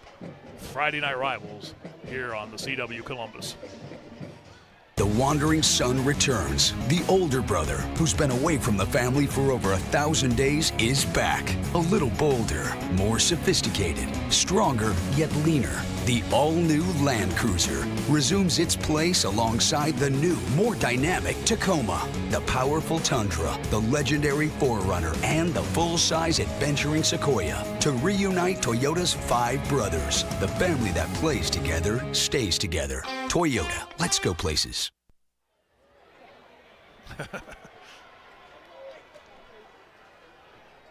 17-6 again, your final score tonight here at Pickerington North, where the Gahanna Lincoln Lions have knocked off Pickerington North to win the OCC Ohio Division Championship and certainly improve their seeding. You would have to think they're going to get a tremendous amount of computer points out of this one. Gahanna was 4th going into the region tonight, while Pickerington North was 6th. And the hope for Pickerington North is you can still get a home game out of this and finish in the top 8. And we'll see how everything sorts out. Perhaps the busiest website in the history of websites will be Joe Idle after tonight, who does a great job of calculating all of the computer points. But that's where I'm sure a lot of folks will be directing their attention to find out where their teams will play next week. I mean, if you looked at the way the region was breaking down, there is a distinct possibility Pickerington North could play Olentangy next week. I mean, what a game that would be. Yeah. Well, you look at that region, it is just jam-packed with really good football teams. We're talking about Division I Region 3 because you've got, Pickerington Central, as you mentioned in there. You got Liberty and you've got Orange in there as well. And with a bunch of happy Lions and a coach that's got to be very proud of his football team. Let's go down to Kelly Ann Stitz. Kelly. Hey guys, I also avoided the victory showers tonight. As you can see, Coach Ward got it. Now, Coach, you guys, OCC, are champions once again, but you had to battle through a lot this season. So many adversities, so many injuries, had to battle through adversity. How proud are you of your team with this big win tonight this season? So proud of our guys, man. Like, it's been this way all year, next man up, and our kids have fought through a lot. But that's how we're built, and that's what we preach and we talk about, not just during the season, but from February on. These guys done a great job of stepping up and playing. Suffocating defense, especially in the red zone. How proud are you of that unit tonight? Love that D. Our coach, our defense coordinator, Coach Holiday, does a great job with them. But defense travels, and we knew we were down a little offensively, so our defense had to step up, and they did a hell of a job tonight. Jake Bushelman, your punter, he plays DB, he plays wide receiver tonight, he plays quarterback. He's all over the field. What does his selflessness, what does that say about the selflessness and his will to win for you guys? It says a lot about our program. Yeah. That kid is doing everything for us. Doesn't ask questions, just does it. And that's kind of who we are and who he is as a person. So, that's what you got to do around here. Coach Ward, again, congratulations on winning the OCC title, but you're also winning our Friday Night Rivals Award. Where are you going to put this one? Thank you, appreciate it. Guys, Jeff, Marty, and rest of the crew, it's been such a pleasure working with you guys this season. Thank you. And we're just happy that Kellyanne was able to avoid the Gatorade bath at the end of the game there. She had been on the unfortunate end of a couple of those as the season rolled along. And there you see a very happy group of Gahanna Lincoln Lions as well. They should be winning a defensive struggle tonight. And their defense, as I said, Pickerington North's defense, I mean, you take 2 plays away. And, I mean, they were a story in this one tonight too. But the key was for Gahanna Lincoln was every time Pickerington North got in the red zone, they were able to slam the door. Yeah, you can say failure in the red zone was your fault, but excellent defense by Gahanna was the difference maker. You make 4 turnovers in a championship game, you're not going to win many of them, Marty. So Absolutely. Congratulations to both of these teams for successful seasons, and best of luck to them in the playoffs as they begin next week. And obviously both will be headed to the postseason, which starts next week all across the state of Ohio. Again, thank you to our crew, and thanks to all of you for being with us throughout the season. We have enjoyed bringing you high school football here on the CW Columbus, and we capped it off with a big one tonight as Gahanna knocks off Pickerington North 17-6. Jake Bushelman's headed to West Point. He was headed to the end zone twice tonight to lead Gahanna to the victory. Tonight's game has been presented by Columbus State Community College. On behalf of Jeff Logan, Kellyanne Stitz, and our entire crew, I'm Marty Bannister. Once again, our final score, Gahanna 17, Pickerington North 6. This has been Friday Night Rivals on the CW Columbus.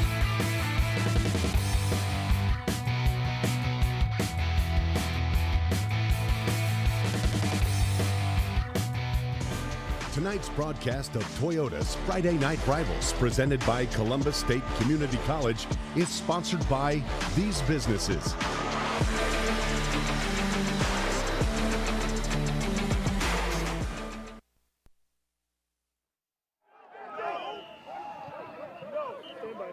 Okay.